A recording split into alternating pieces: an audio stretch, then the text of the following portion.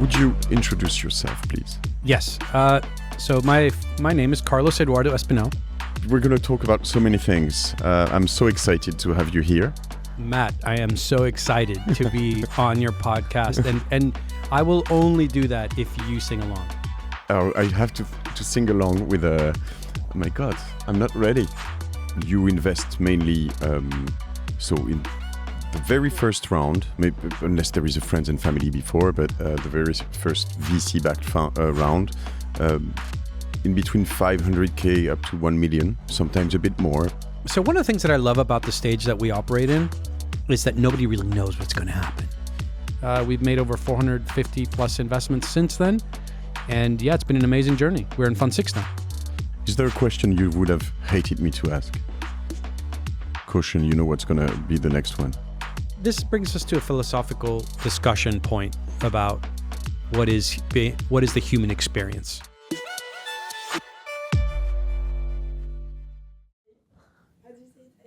ASMR, like this, but maybe you can start again with just what you did right now. Can you do this? Can you do this again? Matt, I am so excited to be on your podcast, and I will only do that if you sing along. Oh, I have to sing along with oh my God, I'm not ready. I mean, you know, I want the beatbox, but I don't have the IT. You got to have some rhymes. Come on, go ahead. Okay, go ahead. You ready? Okay. Ici Matthieu, je suis à Londres avec Clem et Carlos sur le podcast Génération, do it yourself. Et c'est un moment énorme, on va enregistrer cet après-midi depuis London, mec. There you go. There's always a first time for everything. My God. So welcome on the podcast. Thank you. That's already a good episode. Already a first.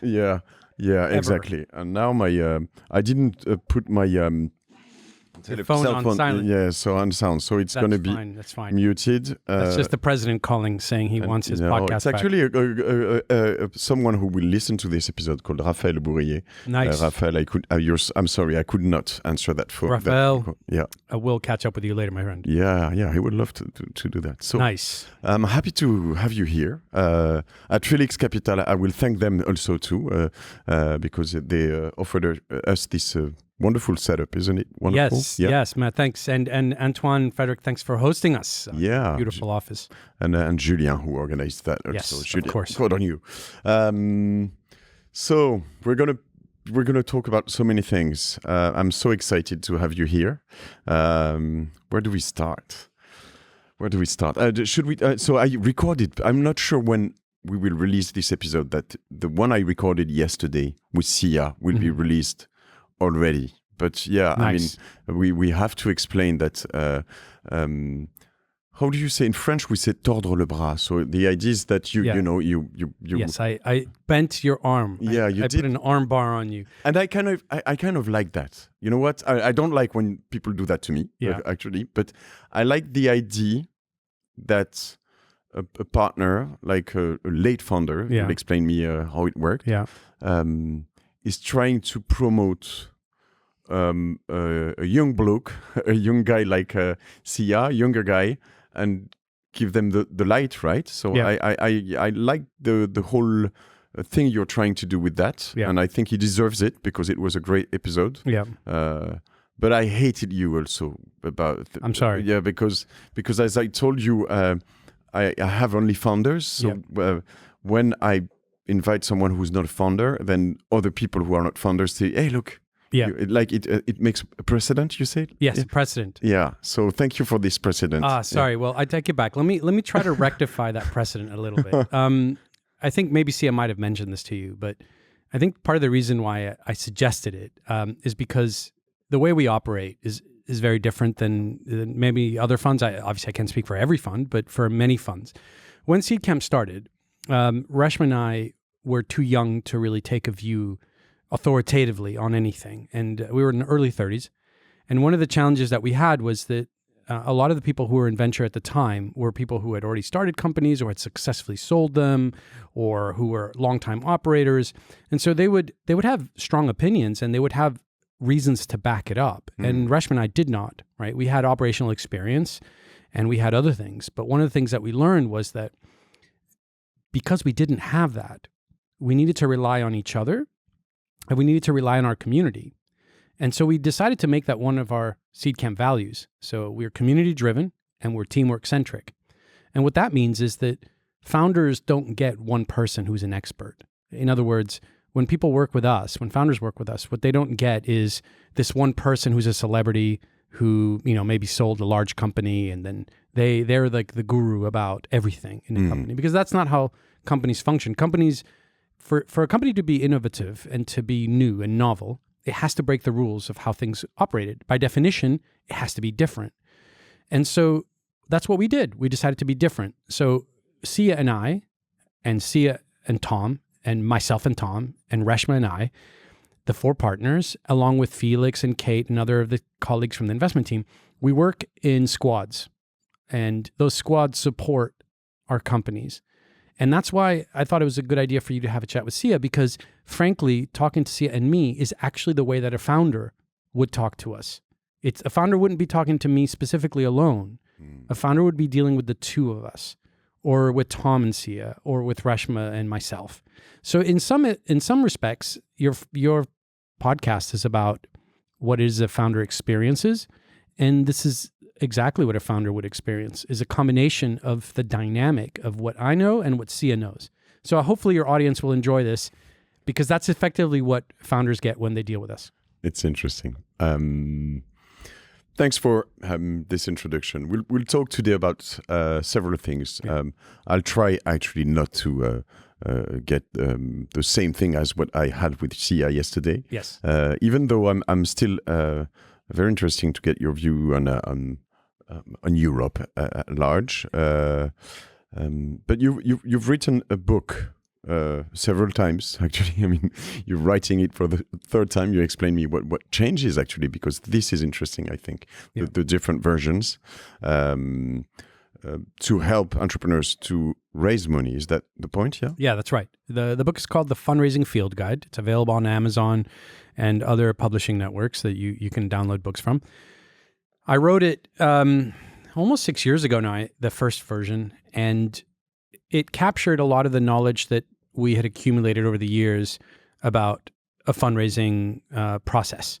And I'll break down the elements of the book, and then I'll break down what's been different with each version. Okay, we'll do that. That's very interesting. Cool. Before I have a couple of questions, at least one, that might take some time, and I have some other specific topics I'd like to talk about, actually with the emerging trends we can see in tech, because you're mostly or only in tech. I'm thinking about, quantum computing. I'm thinking about LLMs, AI, and what's the impact possibly on some of your past investment? Because, I mean, I invested in some companies where I'm thinking, wow, that's going to be dangerous, or it's going to change everything. I mean, the whole thing ChatGPT is doing when you're, I don't know, if you're into grammar and autograph corrector, you say that, yeah. Right? I mean, you can worry a bit, right? And in some very specific fields, sometimes you can use it, but you have to be very creative and aware, at least. And also, in the future, the near future, or later on, what's your view on all of these? Maybe we get the chance to talk about a bit about diversity and inclusion. Maybe we get the chance. Yesterday, I had an amazing chance, and I'll send you that podcast, and I'll recommend him for you for your podcast, actually, to record with a guy called Robert Plomin. Have you heard about Robert Plomin? No, I haven't. He's a sociologist and a genetician. Yeah, and he's been working for 50 years on nurture versus nature. Yeah. Right? And my God, I mean, this is. If you listen to him at some point, you should ask for a DNA test of every single entrepreneur you're investing in. Oh, really? Yeah. And exciting. Yeah. That wouldn't be invasive at all, would it? Yeah. It's quite, but yeah, at some point you're like, yeah. I mean, it makes sense. But yeah, I mean, we're going to go in some directions. All right. Probably you like. Sounds good. Let's start on this question, Carlos. Would you introduce yourself, please? Yes. So my name is Carlos Eduardo Espinal. I was born in Honduras. I moved over to the UK almost 15 years ago. I started off my career as an engineer, pen testing, in a company that was a derivative of Bolt, Beranek, and Newman, which at the time was called GTI Internetworking, and then became Baltimore Technologies as a spinoff of GTEI. And then I joined the New York Stock Exchange's technology group called SIAC, and we were part of the team that designed the Wi-Fi and devices that are used on the trading platform floor. All right. And at that time, I discovered this idea of venture capital. A lot of the technologies that I was looking at for the trading floor were VC-backed companies. So it was really cool to see it from a consumer point of view, from a business development point of view. And I wanted to get into venture after I discovered what it was. Did my MBA, graduated, moved over here to the UK afterwards, and I got into venture. And in some of my early investments were in some of these technologies as part of a fund called Doughty Hanson.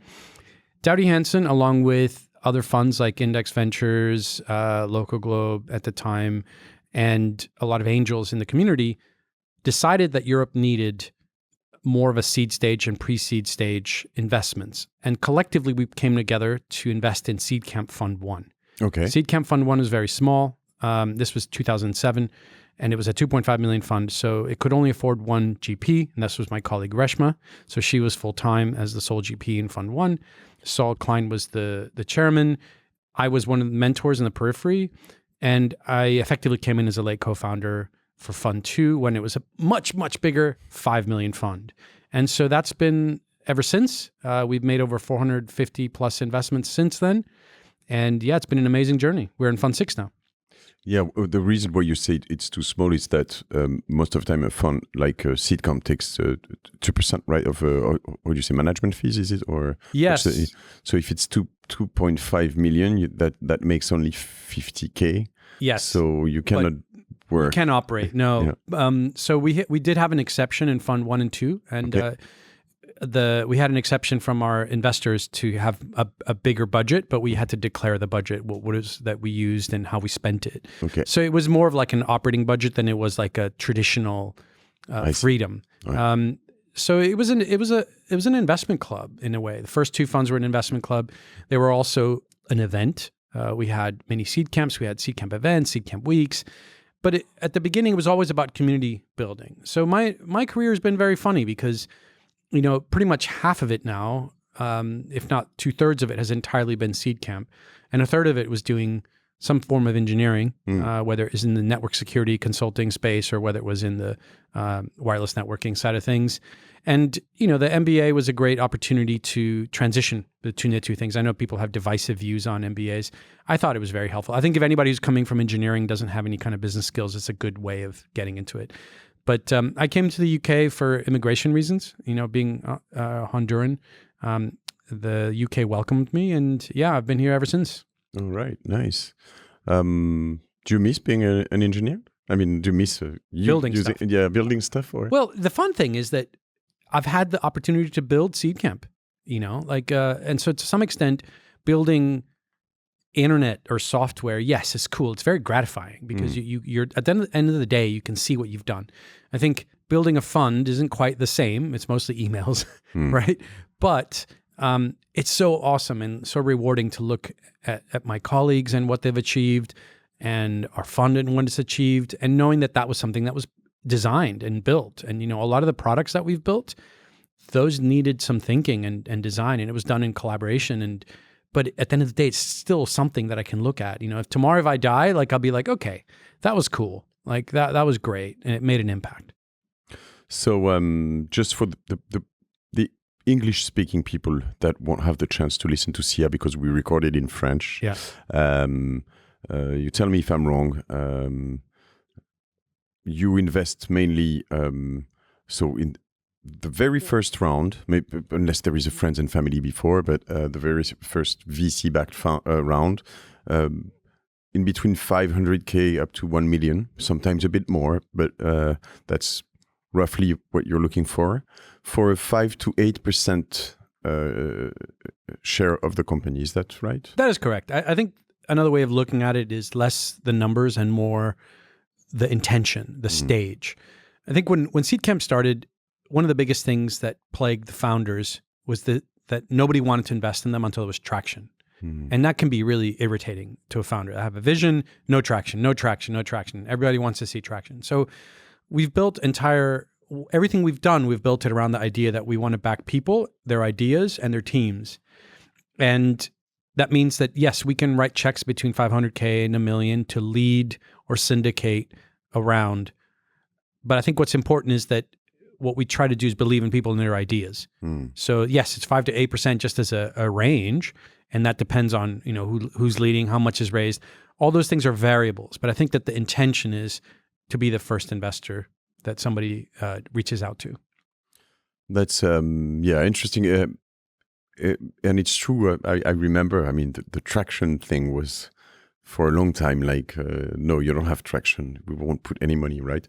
The ID thing is quite interesting. And we could dive into it right now. But so I had the chance to record with this guy called Edgar Gros-Piron. He's a quite famous French personality, as if he's been ski. What's the ski like with a bus? What do you say? It goes in the fields with a lot of bumps, right? Yeah. And you have to make jumps. Back in '92 in Albertville, so he was an Olympic champion. He was like the real. Everybody loved him so much, and so on. And he's really, he was saying, I'm going to be the Olympic champion. Like he'd been saying that for years, and it put a lot of pressure on him. We had great episodes with him. And he's actually recording with us a masterclass I'm going to release actually in the next fall in French to help people to become entrepreneurs, right? So it's going to be a kind of a MBA, but 6 weeks with a school called EDEC, which is in Lille, which is one of the top 10 business schools in Europe. Yeah. And the idea is to get the best of the method, the best of the education like program, and the best of experience with a lot of my guests coming in, the best French salespeople, the best. From out of 350 guests to come in, and actually with Edgar. His skill, where he's amazing, is, ambition. He explains you, there is absolutely no way you can become an Olympic champion if you don't want that. This cannot happen, right? You have to decide you will become an Olympic champion to make things, to put all of the things all together, training, coaches, travels, everything, nutrition, and so on. And then in this masterclass, he tells me, the problem with a lot of entrepreneurs is that they think about what they have and what they can do with it. And that's wrong. He just says, you have to think about what you want to do, where you want to go. Nobody can send, rockets on the moon or just with his own money. You have, at some point, you have to raise money, right? And I think it's so right. But it's not a common thing, is it? To most of the people. And at some point, you're told you need traction, you need a product, you need everything. And sometimes when you go out there and you tell to people, I've been to Seedcamp, I showed them my MVP, my PowerPoint, I don't know, my ID, and what I've done. I've recruited a couple of people that will come along, and they've given me $1 million out of a valuation of 20. People think this is insane, right? What do you say about that? So there's a lot of questions there you asked. That's my specialty. I put a lot of things. I almost need to take notes, my friend. I need to write it down and be I think you asked me a comment about valuation, a comment about the amount of money, a comment about the stage of the companies, and a comment about the founder's ambition and so the vision.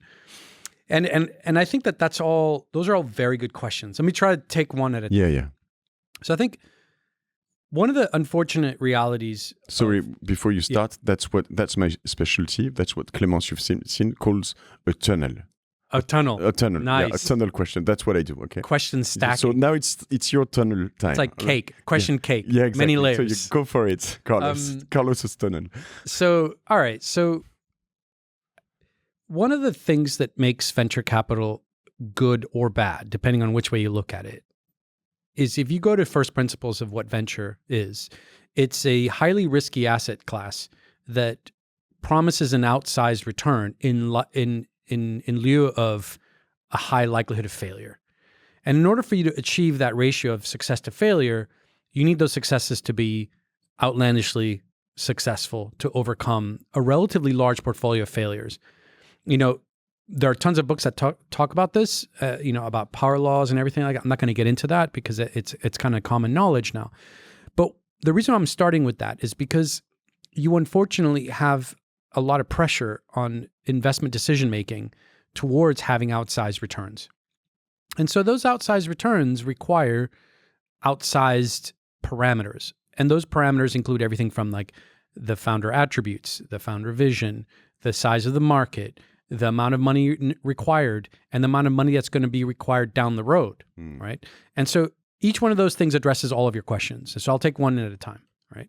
So if you look at a specific sector or business, it needs to be able to capture enough revenue on a per annum basis so that the multiples of revenue multiplied by the comparables equals $1 billion company, because otherwise you can't make up for the losses. Now, the bigger the fund, the bigger the outcome that is needed, or the lower the risk. So this is why you see companies that are huge take less risk and still expect a relatively large outcome and high ownership stakes in the company. With a seed stage fund, if you go very small, like a very small fund, like let's say 5 million, you can tolerate smaller exits because the ratio of return relative to losses is going to be smaller. Most seed funds are somewhere between 50 million and 200 million. So that does require at least some companies to be somewhere in the 500 million and higher range to make up for the losses. So when you look at that and you unpack, what does it take to make a company that's 500 million? Well, I think there's a very good blog post that Christoph Jans wrote. Like, you can make $1 million or $1 billion or 500 million company in a very easy way. You either sell 500 million units of something, each for £1 or €1, or you sell one contract at 500 million. Right? Like, they're both representations of the same mathematical equivalence. It's how do you generate 500, thousands worth of value, right? So if you expect a company to be that size, what does this mean? Well, it means that the founder needs to be thinking about how do you tackle a sector that can generate that kind of enterprise value, right? It needs to mean that when we're talking to founders and the way that the story is told, the way that the market is addressed, the way the product's built, if it doesn't provide me with an image of a 500 million or higher company, it's probably going to be problematic because the fund won't be able to return, in spite of its losses, the investment. So that's the first thing. It's like the vision needs to be big enough to numerically create an illusion that can generate a return of 500 million or more. I know that sounds cold and calculated, and there's more around it. I mean, I'm just trying to answer your question as quickly as possible. But that is in effect what an investor's trying to do. They're trying to interpret a narrative into a revenue stream when multiplied by the market comparables of the moment, generate a 500 million or higher company if the fund is a seed stage fund, just for rough numbers. Okay, so then what do you do? Well, when the company's pre-traction, you now need to look at it with two things in mind. One of them is, what are the pre-traction elements that can signal early success? Usually that means the caliber of the founders, their experience in building companies. These are all proxies. They're all, the word is heuristics. They're all the heuristics that determine a correlation with a successful outcome. They're not guarantees, but they're just correlations, right? So for example, if somebody's building an AI company, they left DeepMind, their colleague is ex-OpenAI, and you're just assuming things. But it's not a bad assumption. And that's where you start hoping that that team multiplied by a big idea equals an outsized return. When you look at most companies, and this statistic's old now, somebody did an analysis of how much money has been raised for a company to hit a certain valuation of like somewhere like 200 million or higher. And I, at the time when this study was done, it was at least 6 years ago, it was something like 40 million that had to be raised. So let's just use that for my example. Actually, the actual number doesn't matter, but it gives you an idea of what I'm going to go with. Most investors want to make sure that the founders have some success in any kind of exit. Of course, if the company's been so diluted by investors that at exit, the founder has nothing, then there's very little likelihood the company and the founders are going to be motivated to get it to success. Yeah. So what ends up happening is that there is a perception of how much ownership each stage of an investment cycle an investor should take so that the founder is not in as 100% dilution. So if over the course of, let's say, 5 years, 6 years, 8 years, the company raises that theoretical 40 million, the goal is not to over dilute the founder so that there isn't, and I think the average statistic is somewhere like 20 to 30% ownership of the founder at exit. I think I was reading that recently. All right. But that's like, it didn't have the specifics of what stage they had exited. So in other words, how many rounds. But let's just pretend for a second that that was true. That means that the valuation of each round needs to be relative to the amount raised. And with the amount raised for companies in AI right now, for example, some of them are raising 40 million, 50 million in one round, 200 one round. It means that every round has to be calibrated to not over dilute the founding team so that when there's follow-on funding, there isn't any issues with over dilution, which then ends up with the company having 100% ownership by the investor shareholder base. So that's how you end up with a rough calculation as to why at pre-seed and seed, there is a ratio of how much money to what percentage. And that percentage at pre-seed to seed, I gave you a long-winded mathematical explanation to come to this very specific thing. And I actually talk about it in the book a little bit, which is at pre-seed and seed, roughly, whatever it is that you're raising is roughly divided by 15% to about 22%. If you draw that as a bell curve, will give you your post-money valuation on average. 15 to 22. Yeah, that's if you draw a bell curve, meaning a bell curve is a good way to represent probability. It's not always likely that you're going to have more than 22% dilution in the syndicate of seed or pre-seed investors.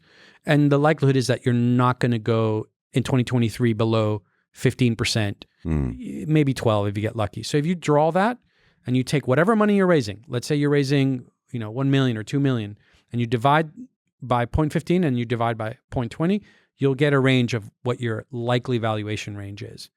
And that's how valuations are done. It's because I gave you the final result, but that final result is a compounding of multiple rounds that add up to a non 100% fully dilutive event for founders at an exit. That's exactly what I told Sia actually yesterday. I said, so let's say you take you put 1 million, then you will value the company at 4, and the post-money valuation will be 5, and you get 20%. And then he said, well, we mostly take from 5 to 8%. So that's where you want to go, I believe. You don't go to 12 or 15% in those rounds.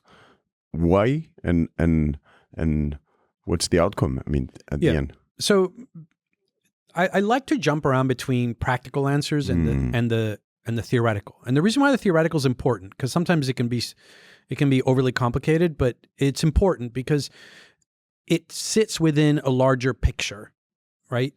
When I started explaining to you the fact that at exit, you want to avoid the founder having been diluted to zero. And there's a reason why that, because if an investor down the road thinks that the founding team is overly diluted, they will not invest. And so we, being the first investors in the cap table... I've been through that already. Yeah, I've seen that. With us being the first investors in the cap table, we're constantly calibrating through how much is too much, how little is too little. And we're constantly trying to figure out the right balance between the fact that we're representing our shareholders and the people who've given us money to invest and to enable companies to grow, but at the same time, enabling founders to have the best opportunity to raise money downstream. And that's changed over the years. I mean, just to give you an idea how that's changed, in 2010 or so, for 150K, not just like any seed stage investor would get somewhere like 15 to 20% for 150K. Yeah. Like it wasn't unheard of Yeah. in 2010, right? And that's like 13 years ago. €1 million valuation on Right. seed. Yeah. And That that's was changed. Yeah. And so, the question will be, well, what's changed? Well, a lot of things have changed. First of all, there's currency inflation. We've got to factor that in. The costs of building a company, cost of acquisition, cost of employee salaries. Those are all sort of, let's call it inflationary pressures. But there's another thing, which is that it just takes more money to raise, to build a company. And because there's more money that is required to build a company, and there's external factors that affect that other than inflation, like competitiveness. Competitiveness manifests itself in having to outspend your competitors, right? And because of that, it means that you still need to have the same equivalent non-dilutive impact on the cap table early on, except more money needs to go in.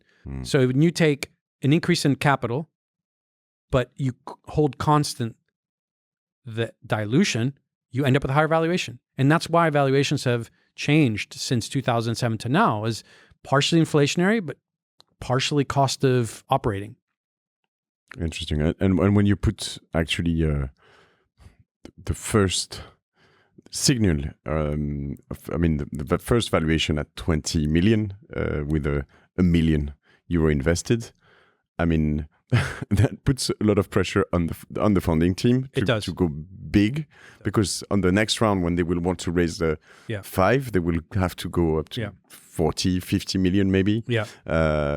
So it sets probably the mindset, and it puts a lot of pressure on the next investors too, I believe. It does. But let me just clarify for your listeners here.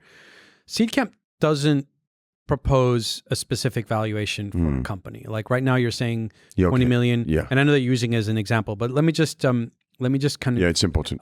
Unpack that a little bit. I know that we're going to talk about my book a little bit down the road, but I think one of the chapters... We can go in now. It's okay. Well, no, it's a good segue to tell you what's changed in the new version. For those of you that are listening, this is the first time I'm telling anyone about the third version. And what's changed over the third version is that I wrote the first version during the linear growth of the last decade in company valuations and startup ecosystems. I wrote the second version during the COVID pandemic when everything was going up to the right very quickly. There was so much inflation that if you look at the cover art of my second book, instead of writing a term sheet, the artwork has a little X with a number instead of millions, because I was afraid that in a year or two, the book would be out of date if I wrote a specific number. Because round sizes were growing so quickly that if I wrote a number, I was like, crap, in 2 years, it'll go from 2 million to 5 million to 8 million. And so I wrote a little X. And what's interesting about this third version, it's now that that's been reduced. And so I wanted to unpack this issue of valuation pressure, because we're seeing that more and more now.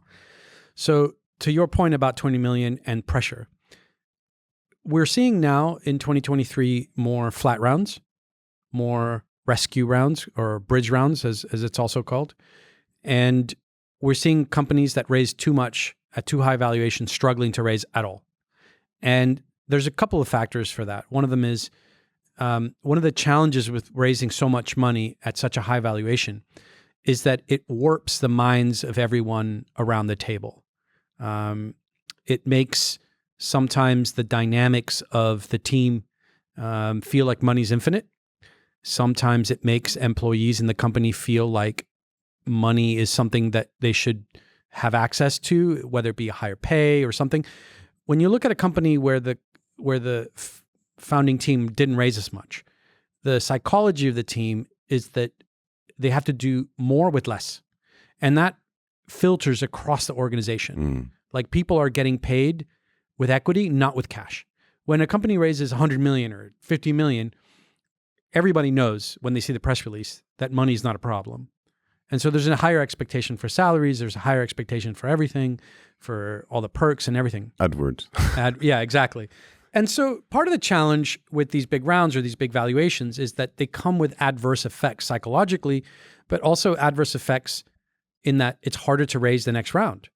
because the next round means you have somebody with high expectations for what success should have looked like to justify a doubling of that valuation. So if your last round was 50 million and now the second round is going to be an 80 million raise or 100 million raise and you haven't done much, most people are just going to say, no, thanks, man. That's great. Love what you're doing. Because investors really struggle with being upfront and direct. Like, hey, man, it was too much money last time. I don't think you've done enough with this valuation to justify doubling of it. So I'm going to pass. Most people won't say that because why, right? It's a destructive thing to say. I was about to ask, would you do that? But you don't do those rounds. I don't do those rounds anyway. But that's what I hear, from talking to other founders and other things. It's a soft no. And the question is that a good thing? No, it isn't. The ideal scenario is for a founder to raise just the right amount of money at the right valuation. I know that's kind of like we can talk about what the word right means, but it's clear that there's a point which is affecting a lot of companies now. Raising too much can be a bad thing, unless there's very few cases where more money, and what I mean by more money is like at a seed stage, raising more than the average is justified. There's some cases where it's justified. Other cases, you're just setting yourself up for complications. Not even a guaranteed problem, but just complications that come with that. When I listen to you, I'm just figuring out that, when you see a company that has raised, let's say, 50 million at a valuation out of, 150, and 2 years later, they raise another, maybe 30 million at a valuation of 150 or 200. Let's say it's the same post-money valuation that last time. Like, it's, wow, that smells bad. You're like kind of this is shit. And I don't know, at some point we could see some companies that are still worth, 100, like half of what they were worth, that would raise 30 million. I know that investors wouldn't be happy. I know that founders would probably be diluted a bit more, but still, it's worth 100 million, right? And it's not that bad. But it seems it doesn't happen much. Most of the time, or the worst is to stay at the same valuation, or you just go to the bin, right? Does that happen? Is it about to happen more? Would we have really downturns, like big time downturns? Yeah, you're. This is another tunnel question. Yeah. So let's start off with public markets, right? Big public markets. I will change the podcast name. Tunnel questions.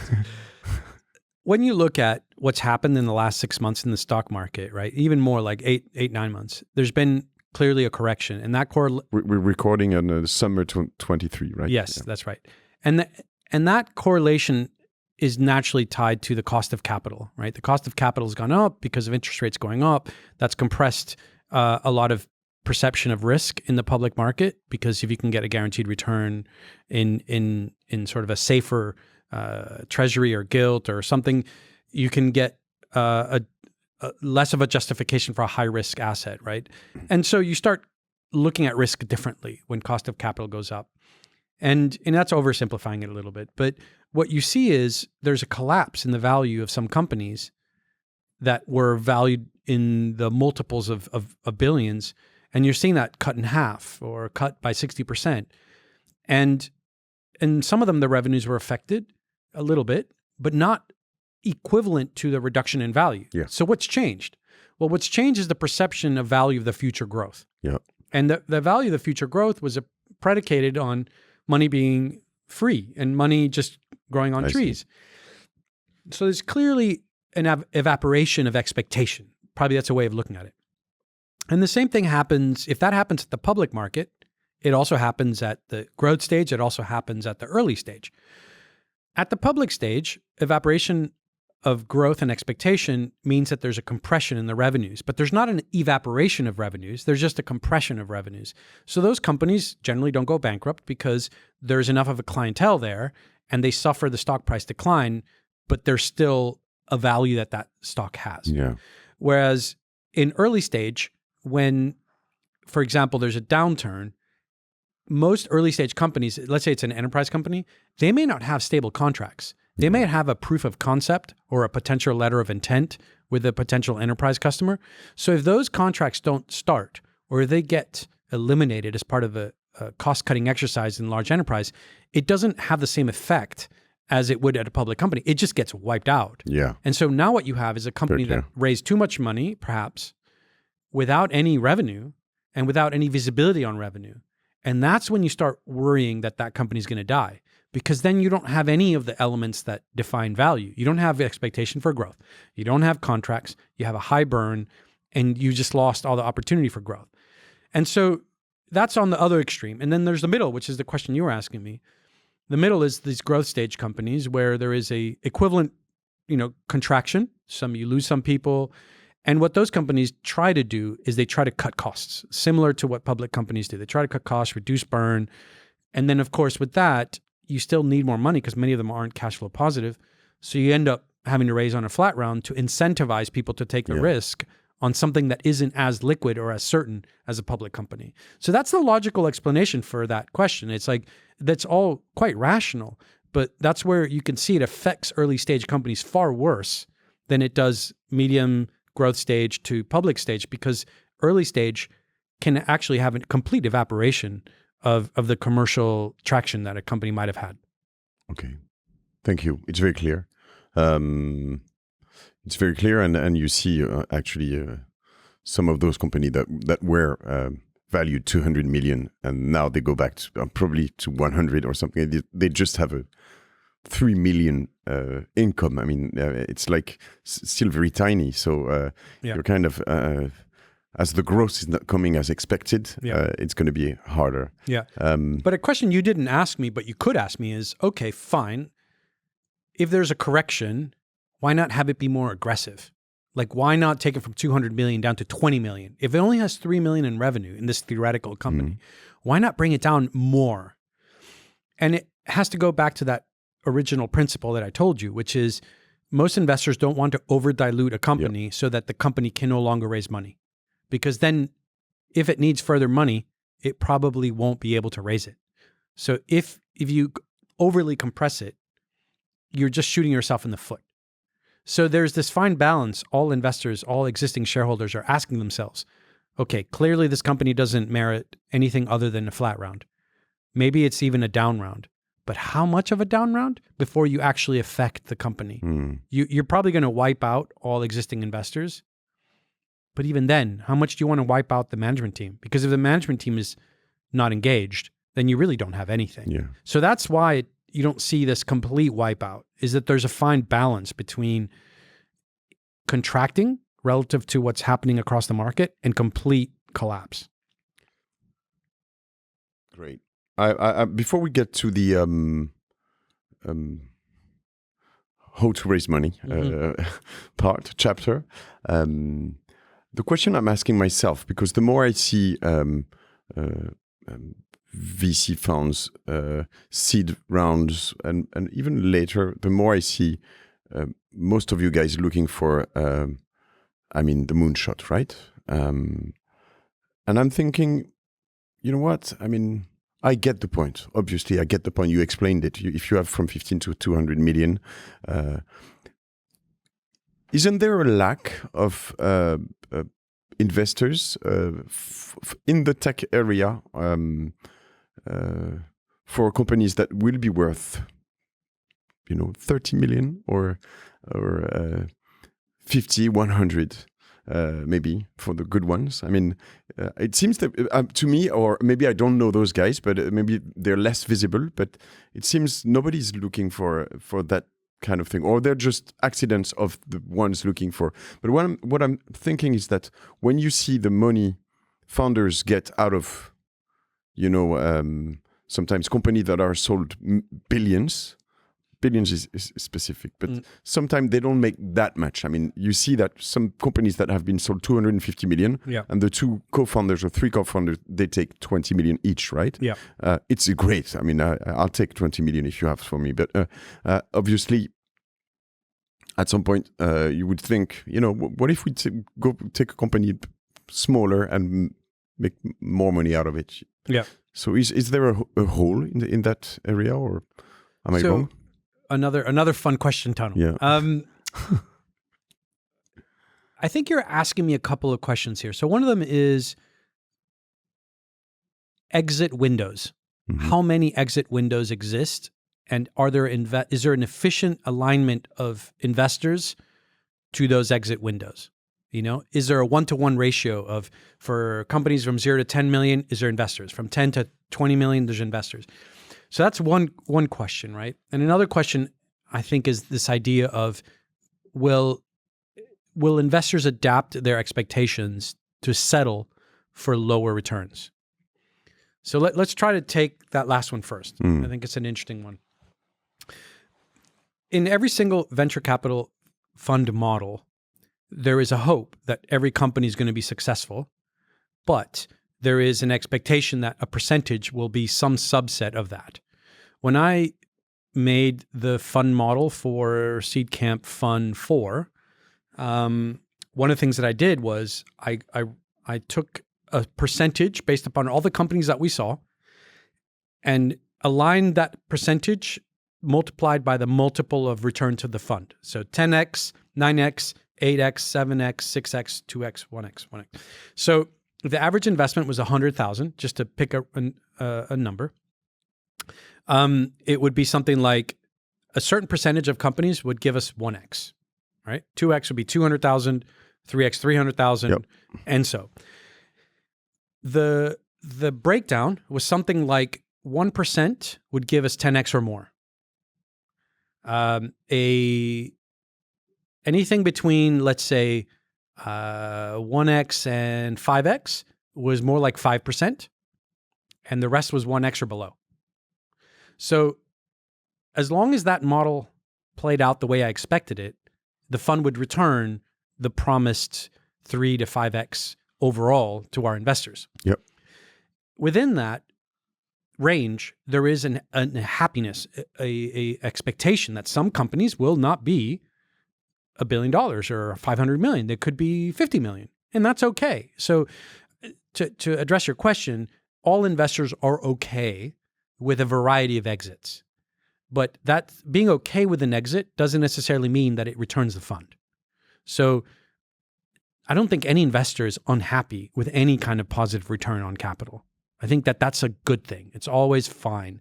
And if it works out for everyone, there's a variety of companies that benefit from a good exit versus going to zero because they chose no exit.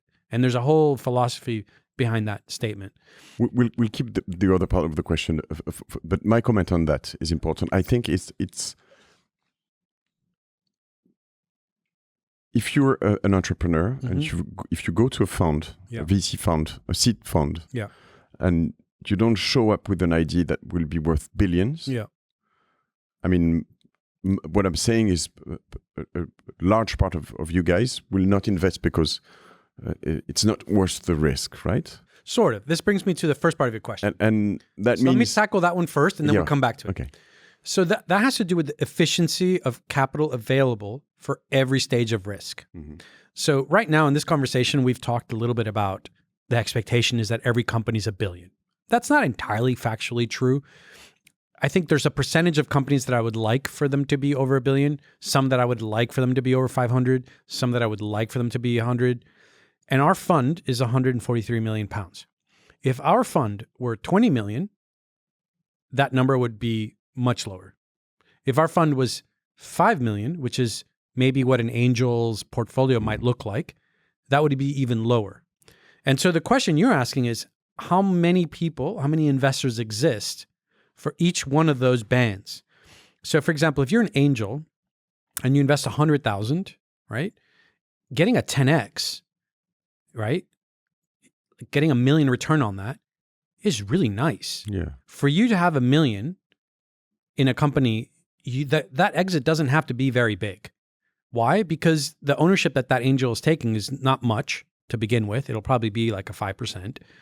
And then on top of that, you have the exit scenario. You probably only raised from 2 or 3 other angels, and that was your round. So you could have a 20 million exit with a bunch of angels and everyone's happy. Okay, so is there enough angels to cover companies that only have a 20 million exit? I would say that that's much better today than it ever has been.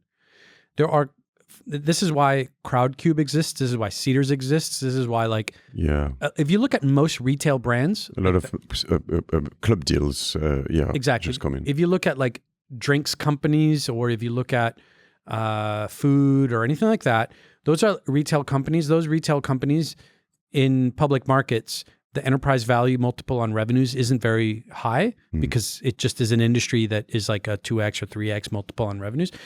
And so that means that those companies can be working really hard, generating pretty good revenue, but they're never going to be worth billions of dollars or pounds. So you have 20 million exits, 50 million exits to a strategic buyer or something like that. Any angel who was in that company made a lot of money. The founder made a lot. Everyone's happy, right? But those deals are not the deals that maybe some of the bigger funds would invest in, because that return doesn't correlate to the risk they take. So Europe today has a high, like in London, in Germany, in France, in the Nordics, there is high efficiency of capital at the early and at the late early. So in other words, there's enough angels and enough seed stage funds to cover a lot of those kinds of investments. Where it gets trickier is in the late growth. That's where you see a lot of American funds coming in to supply capital for companies that are growing a little bit more, the growth capital side of things. That's where there's less money. So there is good data around this. I don't have it in front of me, but there's good data that showcases how many investors are investing at certain stages. And to your question, yes, people are happy at 20, at 30, at 50, 100. And so when we're having a conversation about a fund like mine, we're happy with 500 and higher, but we understand that some exits are 10 to 20, 20 to 50, 50 to 100. And ultimately, my job is to make sure the founder's successful, right? And so, yes, of course, if we're talking about the ultimate return for the fund, it has to be one or two really amazing wins, a bunch of that are pretty good wins, some that are successful. But overall, it'll be fine. And what's more important to me is that the individual founder had a good experience and was successful as best they could be. And that, if I do that enough, you will have the numbers. And that's how the fund operates. The other comment I could do about that was we say it in French with an English word that might not be English, but I would say it, which is retailization, like Crowdcube, Seeders. We have like Super Capital, Anaxago, some brands like that in France too. Sometimes I feel like, the party is over. Like most of the seeds, are harder to get. So, let's raise money from amateurs, and they will get, they've always wanted to get in the game. And now it's easier because there is less money. But, it's like you're just coming after the party guys, and I feel sometimes a bit bad about that because you feel there are quite a few shitty files on those platforms. There are, obviously, but as everywhere else. But what do you think about that? So it's funny. It's funny how you refer to it as such, right? Because. But and at the same time, I love it. I think I get that. I do my own. How do you say? Not roundtable club deals and and stuff like that. But I feel it's a new kind of party that is not good for everyone. So one of the things that I love about the stage that we operate in is that nobody really knows what's going to happen. Today's company that isn't doing particularly well is tomorrow's company that does amazingly well. I think, I don't know if Sia, my colleague, in his interview talked about Sorare, but Sorare is one of those companies we invested when everybody was not investing in the sector. And then, of course, now it's a huge company, right? Yeah, I would have never put 1,000 euros in. I've received Nicolas. I told him in the podcast. That was really, really, really bold. Yeah, I think. And so I think one of the biggest problems we have is we make mistakes as investors and as people, in judging something for where it is today, not where it will be. So I think crowdfunding platforms, club deals, and all these things have some element of miscalibration. And therefore, that miscalibration comes from the fact that maybe you're looking at it versus other people looking at it. It's like it's the weird Groucho Marx thing. I think it was Groucho Marx that said, like, I don't want to be part of a club that takes me as a member. I think I think it's attributed to him. Correct me if I'm wrong on the comments. But basically, the premise is, if I am seeing this deal as a crowdfunding person, does that mean that other people passed on the deal? And that's one of the questions that everyone asks themselves in this industry, by the way. Everyone asks themselves this question. If I'm looking at it, why isn't somebody else already done the deal? Yeah. What does that say about it, right? And I think that this fundamentally gets to the root of the problem that our industry has, is that our industry is an extrapolation of expectations and emotions. That's what our industry is at Pre-Seed and Seed. It's an extrapolation of expectations on what the people can do and emotions about where they are today. And where it gets complicated is that the context in which people meet the founding team shapes that expectation. So if you meet them in a crowdfunding platform, the expectation shifts towards, why are they here? Yeah. Whereas if you meet them as a passing comment while you're at Felix Capital's offices, you're wondering if you're in the know of something secret that nobody should know. Nothing's different. It's just the context, right? And so I think that one of the things that we'd like to encourage founders, anybody who's listening, is that it's hard to know that this is how the system works. And it's not a system that anybody's designed. It's just human nature. It's just human nature, right? This is why when you're younger, you're like, which party should I go to? Where should I be? This is why social media has taken so much of a grasp. It is the context. Context matters. And whenever the context is not in your favor, because it's not always in your favor, if you're a company who has been rejected a few times, that has nothing to do with whether you're going to be successful or not. It just means you've been rejected a few times, right? It's what you do with it. And so the first chapter of the book that I wrote is about mindset. It's about the mindset of rejection. It's about the mindset of context, of harnessing what you are capable of doing in spite of expectations put on you and the emotions that are around you.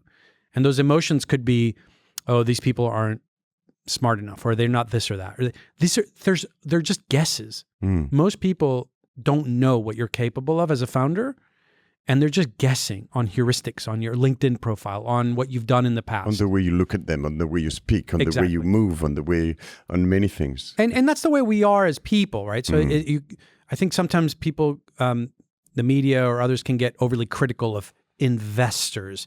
But it isn't investors. Let's just face it. That's how everyone is, right? Everyone is, whether it be for romantic purposes, for business purposes, it doesn't matter. We all exist in a world where first impressions matter and where we make our decisions based on as little information as possible, because it could be the difference between life and death, right? That's how we've been shaped as human beings.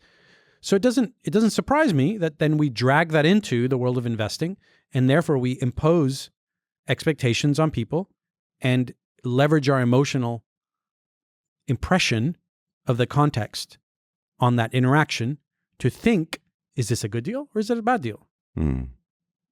I'm just thinking about Romain Raffard, who's the founder of Bergamote. Bergamote in France is a quite famous flower distributor. A fantastic episode I recorded with him. This business is so difficult. I mean, flowers are just when you get them from Amsterdam, you have to sell them within 36 hours, or you will just throw them away. I mean, it's crazy organization. And he told me, because of that, actually, mostly, but not only, he had to see 150 VCs before he could raise money, and he did a pretty good deal. He sold this to a British company a couple of years ago, I think. So you're right. I mean, it's just a question of keeping going. Maybe you have to correct some things, but resignation probably at some point, or perseverance mainly. It is. It's perseverance, but there's perseverance where you're just hitting your head the same way. Then there is iterative perseverance, where you're reflecting on what happened, what you could do, ignore the things that you can't change, and then change the things that you can. Yeah. Right. And that's the hard part. And this is where it helps to have a co-founder, because the co-founder can say, hey man, the way you said that, I could see that the investor's face changed when you said that. And maybe it was because you said this versus that. And you can calibrate, right? So calibration is important as part of this iterative approach. And I think like one of the people who did this to an art, and everyone, I'm just picking on somebody I think everyone will know, is Adam Newman from WeWork. Yep. Like he was so good at channeling the emotions of the people he spoke to that he was able to use that for his benefit, right? That's somebody who's so good at that, inspiring and like changing the context in his favor. And that's one extreme of it, right? And then of course, people who are not able to do that and change the emotional context in which they're operating in, then they suffer from it, right? You can either benefit from it or you can suffer from it. I see. If you see, actually, we'll get into that now, but when you want to raise money, we talked about those platforms. Is it a good place to start? Is it the place where you end up when you didn't raise money somewhere else? Yeah. What's your vision on this? Where do you start, actually? Yeah, I mean, crowdfunding isn't today. I think I understand why you're asking me the question, but it's no longer that way. I mean, I don't know, maybe in France it might be that way. It's a bit like but in the UK it's not like that anymore, because now the platforms know that in order for you to, as an investor, not feel like you got taken advantage of as a crowdfunder, there has to be somebody taking and leading the risk that is institutional. So you co-invest with Seedcamp, for example, or and I think a lot of companies are using now the crowdfund as a way of connecting with their customer.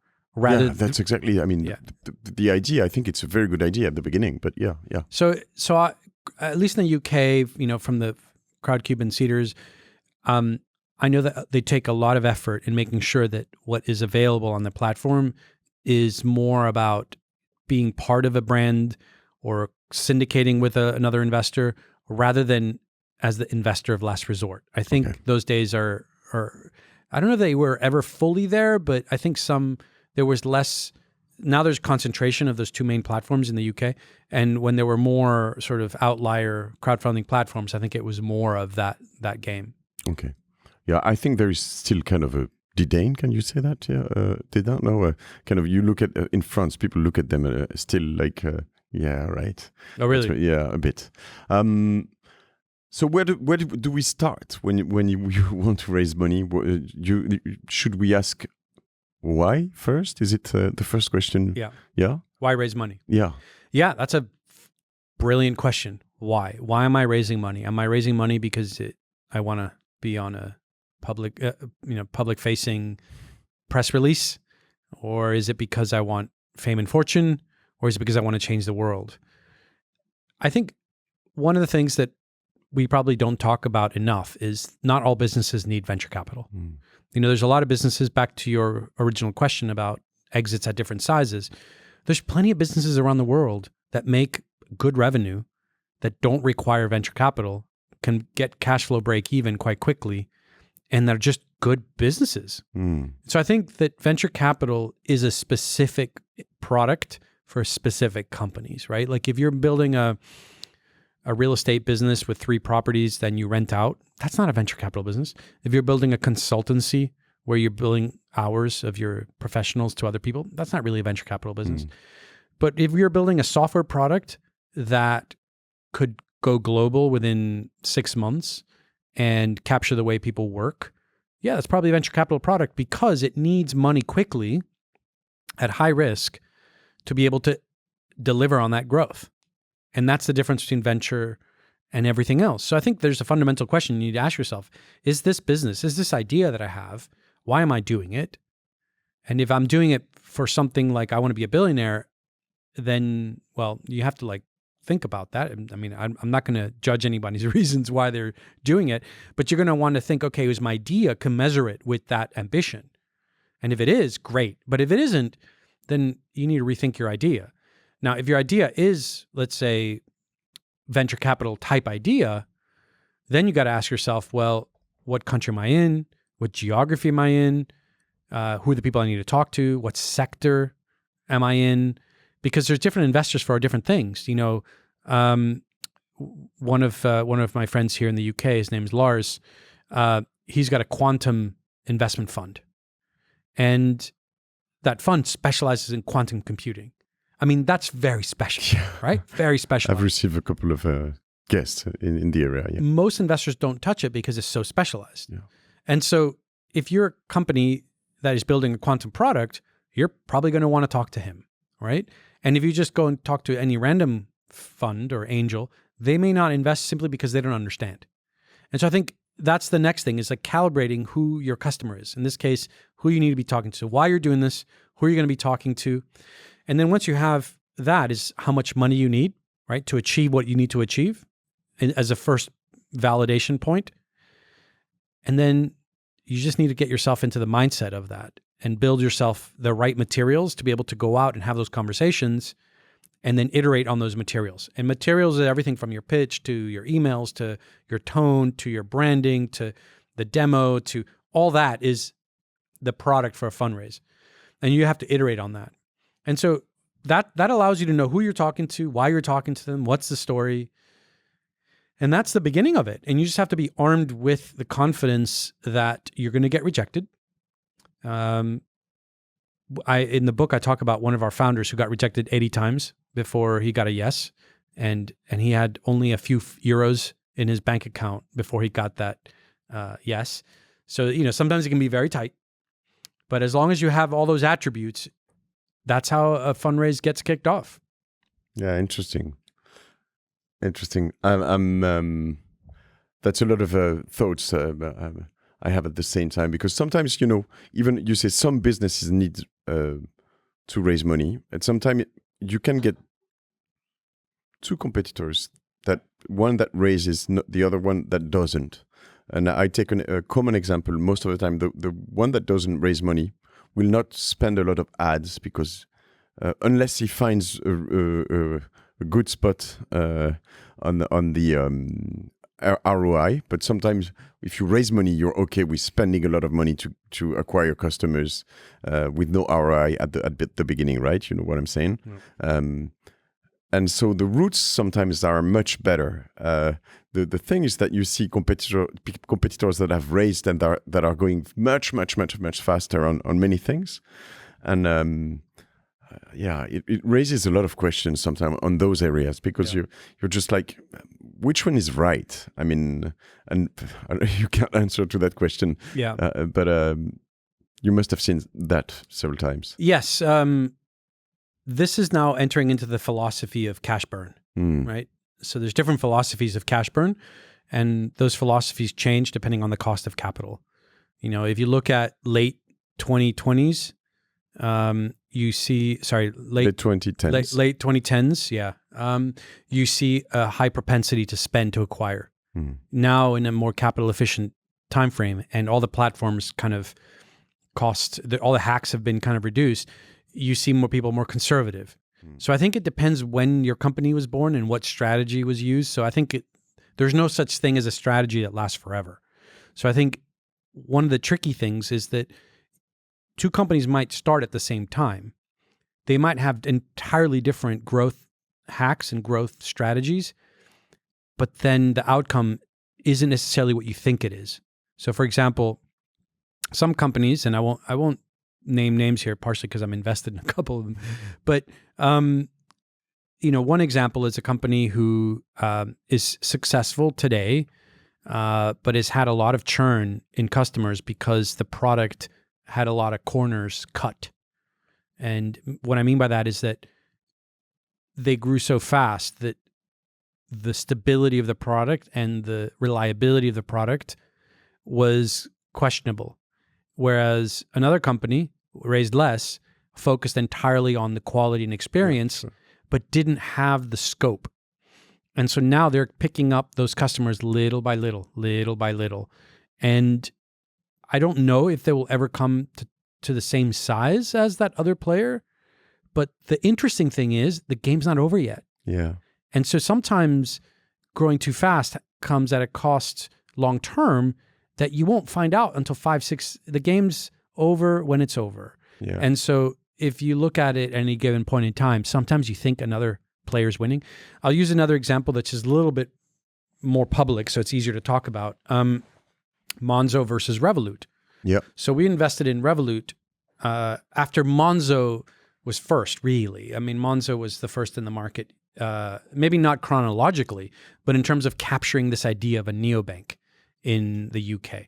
And so when Revolut came out, a lot of people were already on Monzo, and it was well known. It had that nice coral card. And Nikolai from Revolut was launching into a market that had captured some of the venture capital funds entering into this neobank space. Right. And when we invested in it, it wasn't 100% sure that, he was going to be able to cannibalize those customers away from Monzo. But the interesting thing is that since that's happened, since those early days, they didn't need to. They didn't need to cannibalize it because there was so much untapped market. There were so many people that wanted a neobank solution that Revolut outpaced Monzo with a bunch of other products, expanded much, much more quickly globally. And so therefore it went from being seemingly the underdog because they didn't have the right investors at the time, or the first investors, to now the dominant player. And so that's why sometimes, again, the game's not over until it's over. So I think sometimes people need to focus on their lane, their race they're running, get the best money they can, raise as much money as they can within reason for the points that we discovered earlier in this podcast, and then just focus, because otherwise you can really get distracted with like, oh, my competitors raised this and that and that. You have to be aware of what they're doing, but these games of like outspending and doing this, those games I think are easier to play when there's free money, which ended like about a year ago. Yeah. The other remark I had when I listened to you is that can it be sufficient to have a founder whose motivation is become a billionaire? I mean, can it work? Can it be enough? So it's a fun question because it's reducing people's motivations down to a variable that is inherently private. I don't think anybody would really, really tell you that. I think I am friends with many of our founders, and I think that people are complicated. They're multidimensional. Many founders and many fund managers and many people who start things have deep insecurities. And that's what drives you to build. Many creators have deep insecurities, and that's what drives you to create, right? To explain. And those scars, those emotional scars, shape you into being multidimensional in what you seek from success. For some people, it's validation. For some people, it's financial success. For some people, it's freedom. You don't truly know. So I think the question is valid. Like, will money alone drive somebody? I'm sure that there's some people who are like that, but in my experience, I don't know that I've ever met somebody where money is the sole driver. Like, you can kind of tell that in some cases they're very commercially driven, and that means that they have a higher likelihood of being driven by success financially. But I don't think I've ever come across somebody who's just one-dimensional. So it's a very hard one to answer because it's usually compounding variables. In some cases it's altruism, and you can tell when somebody's doing something altruistically. Like, the entire KPI set is changing the world. And you can also tell when somebody's business and business model and everything is around generating cash. But it's not always clear that person, just because they want to generate cash, has no sense of community or giving back, or it's hard to unpack that singularly. No, the question was actually, I think in the past 10 years, I mean, we all wanted to hear that answer, that the mission was more important, and I've seen people on my podcast, and I've met a lot of people that were, I mean, I don't think it's actually the money itself. It's probably it's the measurement it represents. You know, I'm a billionaire. He's got 1.5 billion, but how comes? I mean, how comes he get more money than I do? You know, it's more of a That's an Instagram meme. Yeah. There's a few of those out there. Yeah. I think most people don't not like that. Most people I know are not like that. Even the ones that are very successful, they're not that one dimensional. I think it's fun for TV and Instagram, but I don't know if they're that. There's probably a few characters that we know out there who are like that. But I think I wanted to just touch on another point on that. Obviously, it's very hard to talk about other people, right? But I can talk about myself, and I can talk about my colleagues to some extent. Interesting, yeah. You know, to date, we've had the pleasure of working with many founders, and also we've had the benefit of being able to be part of their stories, the successful ones like UiPath and Tavet from TransferWise, and all of them, and my relationship with them, and all of them, in my perception of my equivalent relationship with that success, is that there's always a desire to share that success with others. And it's not just about financial sharing, it's also about bringing people along in that journey, changing the environment around you, helping build something that's bigger than you. And this is kind of hard to put into like a series of like bullet points that you say, well, these are the 3 things that people want. Every single conversation that I've had with some of these founders, they may not say the same thing, but they will all say something that sounds like they're thinking about something bigger than just the financial success. Almost always it's comments around the culture that they've built, the enablement that they've allowed others to have, the growth that they've seen in other people, the communities that they've created, the jobs they've created. Like there's all these other elements, and they come up so much in the conversation that I have to imagine that that's on their mind more often than how much money they have. All right. I see. What is if we get back to this how to raise money and the book you've written, we're not going to give away all the book, although I believe you didn't write this book to make money. It's more to help people, I guess. But where do we start? What are the most important things or the most common mistakes people who raise money go to and do? So the book is in 3 parts. So the first part we talked about briefly, which is the mindset. Right? Mm-hmm. You need that. If you don't have that, then it becomes problematic for you to actually successfully raise, because you're going to find yourself making the same mistakes over and over again. The entrepreneur mindset, you mean? The entrepreneur mindset. Okay, let's do the second. Yeah. The second part is largely around the preparation. So what you need to fundraise. So fundraising in of itself is a product. You're selling equity. I mean, it sounds ridiculous, but I mean, you have a product that's called equity. You're selling it, and you're selling it with tools. What are those tools? Your deck, your email, your communication, your pitch, your tone, your meetings. That's what you're selling, right? And so it's important to think about it as a product, because you don't take shortcuts with your software. Why would you take shortcuts with your investment product? And so the second part of the book is around how to get that in order. And the third part of the book is the selecting the investors and managing your deal. So once you get an offer, is this a good offer? And then how do you negotiate that offer? And so a lot of the mistakes, I mean, there's mistakes across all 3, but a lot of the mistakes that are harder to understand intuitively are the technical ones, which are in the third part of the book, right? Because investors do this every day. Founders maybe do it 3 times or 4 times in the life of a company.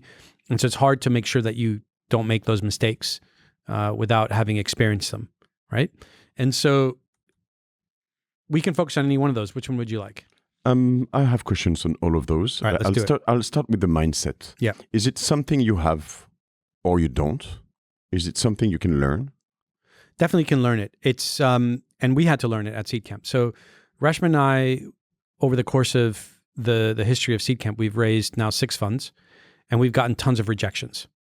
And there was a point, and I can remember it vividly, there's a point when the rejections were personal, and then they stopped being personal, and they started becoming instructive. And now, whenever we get rejections, they're very instructive. They give me a sense for what could I have done differently, what could I have done better, what did they not like, what's different, what's changed, what's in the market, where are we off market. It's super helpful. So rejections now are super helpful. But I had to internalize that. At early days, we felt it like a rejection of us as people. And I think that that's a transformation people need to make simply through acceptance to some extent, but also shifting the narrative in your brain. And part of shifting that narrative allows you to look at those rejections in more detail. Like, when people get angry, like in video games, everything turns red. It's funny because I think when people get rejected, it's not that everything turns red, but as a metaphor, it works well because it means that you shut down listening intently. But if I'm listening to somebody rejecting me, I can sometimes tell if the reason that they're telling me is the real reason. I can also tell if it's something I said versus something that was independent of me, Don't you tell them? I believe now. How old are you? Did I ask? 40. 46. Sorry, 46. 46. So Yeah. I'm 2 years younger than you are. Yeah. So we're almost the same age. Maybe now because Seedcamp is bigger, maybe, I don't know. But at my age, when I feel that, most of the time I will tell it. I will say, you know what, I feel like this is not the reason. Would you give me the real reason? Am I wrong? Is that feeling wrong? And would you give me the real reason? Yeah. I don't think that calling people out ever works. I don't think it ever works. I think you don't get very far in life by being super direct with people because the reality is that your perception of super direct isn't always accurate, right? Like, and I think as you mature in life, you realize that there's a lot of subjectivity to what you think is right and wrong. I need 2 more years to mature. Exactly. At that point. Yeah, but it's really tricky, right? Like, I mean, let's pick something random, like music. Is my choice of music objectively better than yours? No, it's subjective. Okay, well, I think we're comfortable with that, right? Socially speaking, everyone's comfortable with the fact that my music can be different than your music taste. Sure. And we're cool with that. Okay, so at what point does that subjectivity become objective, right? Like, well, it becomes objective when we feel something is factual. Like, this desk is color yellow. And you say, well, no, it's color cream. It's cream. Yeah. Well, it's definitely cream. Right. It's definitely cream. So, okay, we're getting close to something where we could potentially say is a factual thing. And then you have numbers, right? Like the speed of light. That's probably like a very factual thing. It would be very weird for us to disagree on that because that's something that's kind of a known thing, a known constant. But most of life doesn't operate in there. Like when I did my MBA, one of the things that we learned about was this idea of a discounted cash flow. And I remember graduating from the MBA thinking I could solve every problem with a discounted cash flow. And I have a section in the book about company valuations. And now I realize that even the whole premise of a discounted cash flow is absolute subjective because there's an assumption about growth. And that assumption is subjective. And there's an extrapolation of that. And that extrapolation is based on current circumstances. And those current circumstances imply a certain rate of growth that is based on no change in the same team members. So imagine you had somebody who was a gifted creator in that company, but they were 65 and they were one year away from retirement.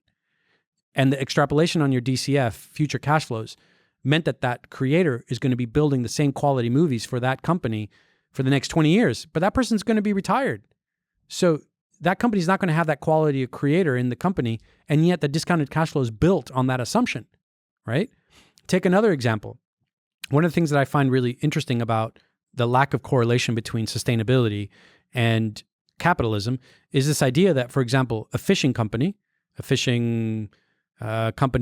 could go out to the ocean to capture fish, come back to the market, sell it, and that's the revenue per annum, and that you can extrapolate that next year you're going to grow, but you have no consideration for whether the fish are reproducing fast enough. And you could effectively fish to death and there's no more fish for you to capture, but your DCF shows growth up and to the right, exponential, completely uncorrelated to how many fish there are on the sea. And so they start getting to the fact that there is no objective truth to some of these things. That is not to say that there aren't things in life that can be objective, but a lot of things are kind of in this gray zone. So when you give somebody feedback on why you're turning down the company, especially at pre-seed and seed, it's very hard to be objective about something, be 100% certain that that's the reason why. That was a question I wrote for later, but yeah, that's how big is the intuition? How big is the intuition? Yeah. So, I'll answer that in a second. And so when you're rejecting it, was at the opposite end of intuition for investment. This is the intuition to say no, right? When you try to get somebody to give you an answer beyond what they give you, the best you can do is try to figure out whether what they're giving you is the truth or there's something else, whether or not it's all there or not, whether it's external or internal. And there's a lot of little things that you can deduce from that rejection, which help you improve, right? That's on a rejection. But my point, to answer your question, long story short, is that it's very hard to get the truth from somebody because there is very hard ways to do it. Now brings it to your question now, which is intuition. So intuition on investment, intuition is just another form of heuristic, right? All the things that I have experienced in my life make me believe in what you're about to do because of the things you showed me. If we go back to what we were talking about earlier, that people have expectations and emotions, and that's why they make these decisions. When I have intuition, all I have is a positive alignment of expectations and emotions. That's all it is, right? So if you're a founder, right, Matt, I'm going to invest in you.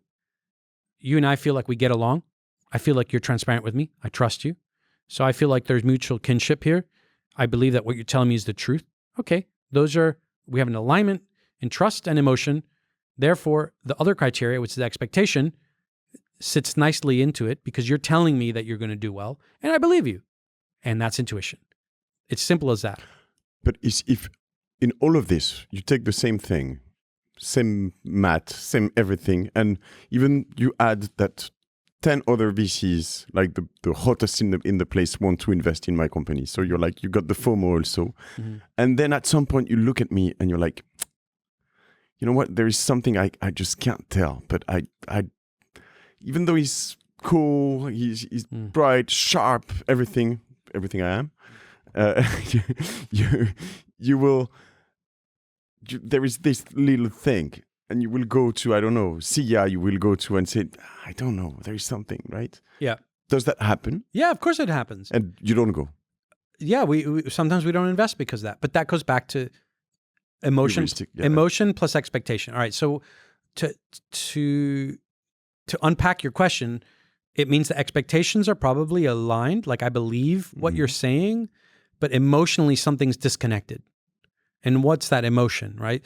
It might be that, for example, this is a true story, but I won't be able to tell you the names because I have another example after you've obvious reasons. I think if I gave names, it would be not good. One of our companies that we invested in failed. And I was having a chat with an investor who passed on the company early in the journey of the company. In other words, this is like a retrospective. Yeah. Post-mortem. And I said, hey, why didn't you invest in this founder? And he said, well, I got the feeling that he was too academic. And that was it's a very interesting word. Too academic. You know, that was a very interesting emotional assessment that this investor had of this person. So his intuition was, wow, really interesting, really smart, really capable. But he wasn't using the word academic in a good way, right? Because academic can be used good and bad, right? Yeah, like sure. it's not inherently a negative word. It's a neutral word, right? But the way he meant it was not startup friendly. And it was interesting. It was an interesting choice of word, right? He was saying, for some odd reason, this did not feel like it was going to be as fast. I think that's what he was trying to say. It's like, this was not as fast. And ironically, you know when you watch some videos like on Instagram that are action videos and the music that is paired with the video seems to match perfectly? Yeah. Sometimes words like that can match perfectly the outcome. And what happened when he said that to me in that postmortem, I was like, 100%. Like the guy would only play by the book, right? It was systematic, thoughtful, but not ultimately fast and out of the box. Is postmortem something you do every time? Not every time. I think sometimes you kind of know what's going to happen and it just happens, so there's no need. But when things catch you by surprise, it's worth sort of going into the postmortem and being like, that's strange. That's strange. Let's talk about it. Getting back to the entrepreneur mindset, it's also a feeling, and I need to get your point of view on this, but I've seen entrepreneurs around me, I mean, probably not in the startup of fast-growing areas, but sometimes I just look at them, and it's not like, it's judgmental, probably it is, but who cares? I just feel they don't have this exact entrepreneur mindset. And what I'm saying is that each time, it's hard, they get some difficulties, they will go like, it's hard. And I mean, they're not fighters, they're not, I would say the lack of ambition sometimes, and sometimes I just want to tell them, I mean, I don't know, I don't know if it's the right say, praise yourself or just enjoy, even difficulties and all of those things. And I just feel that not everyone can even get there. Even some of my partners I had in the past, I've tried to elevate them or get them elevated by coaches or by some, but they wouldn't go there. There are some people who cannot have the entrepreneur mindset. I agree with that. And it's tough, right? But I think there's a difference between you and me talking about not everyone can have the entrepreneur mindset, and we can agree on that, and that can be true. At the individual level, it's up to the individual whether they choose to do it or not. And so I think everyone has the individual capacity to choose to have that mindset, even if not everybody does. Robert Plomin, you will listen to that podcast, you will say that's not true. Yeah. And it's in the DNA. It could be in the DNA, and maybe, I don't have the PhD in this subject matter to have like, a rebuttal to him. But I think people ultimately always have a choice. I think I've met enough people in my life who have transformed their lives through choice to know that it's always there. So for example, I wouldn't say that I'm necessarily close friends with, but I do know firsthand a few people who have transformed themselves from a criminal lifestyle to a charitable lifestyle. Yeah. So I think if there's precedents of people transforming their lives all around the world, whether it's alcoholism or other things, it applies to everything. It's a choice. But let me address your point, though, in a different way as well, though. So I've had the chance to speak to several people who work in the military, in the Special Forces selection. And I've had this chat with 2 or 3 of them now. And it's really interesting because one of the things that they tell me is that it's not always clear who is going to be the one with the mindset. There was an interesting short video I saw on YouTube of this person who was being interviewed, who's an angel investor, and I forget her name, but she was saying that she doesn't invest in rich kids with a pedigree because they've all been handed their life so easily that they have no grit, no grit to resolve. They haven't had to fight for things. She likes to back thunder, and I think that's a great story. But actually, from speaking to my friends who are in the Special Forces selection, they said that it didn't correlate where people came from. It was a choice, and that it was a choice whether in the specifics of special forces, right? Like this is not entrepreneurship, it's a different thing, but it was a choice people would make. Like I'm going to not quit, right? And that was the choices that they were making regardless of their background. And I think I sit more in that camp. I think it's a choice people make. And I think if you're listening to this and people tell you that you don't have the capabilities, you ultimately have to choose whether you disagree or agree with them. Yeah. And then shape your entire life around that. You know, do I want to believe that because somebody else told me that? Or do I want to accept a different choice for my life? And that's a hard thing. And at the end, if you listen to Robert, that I highly recommend to the English-speaking listeners here,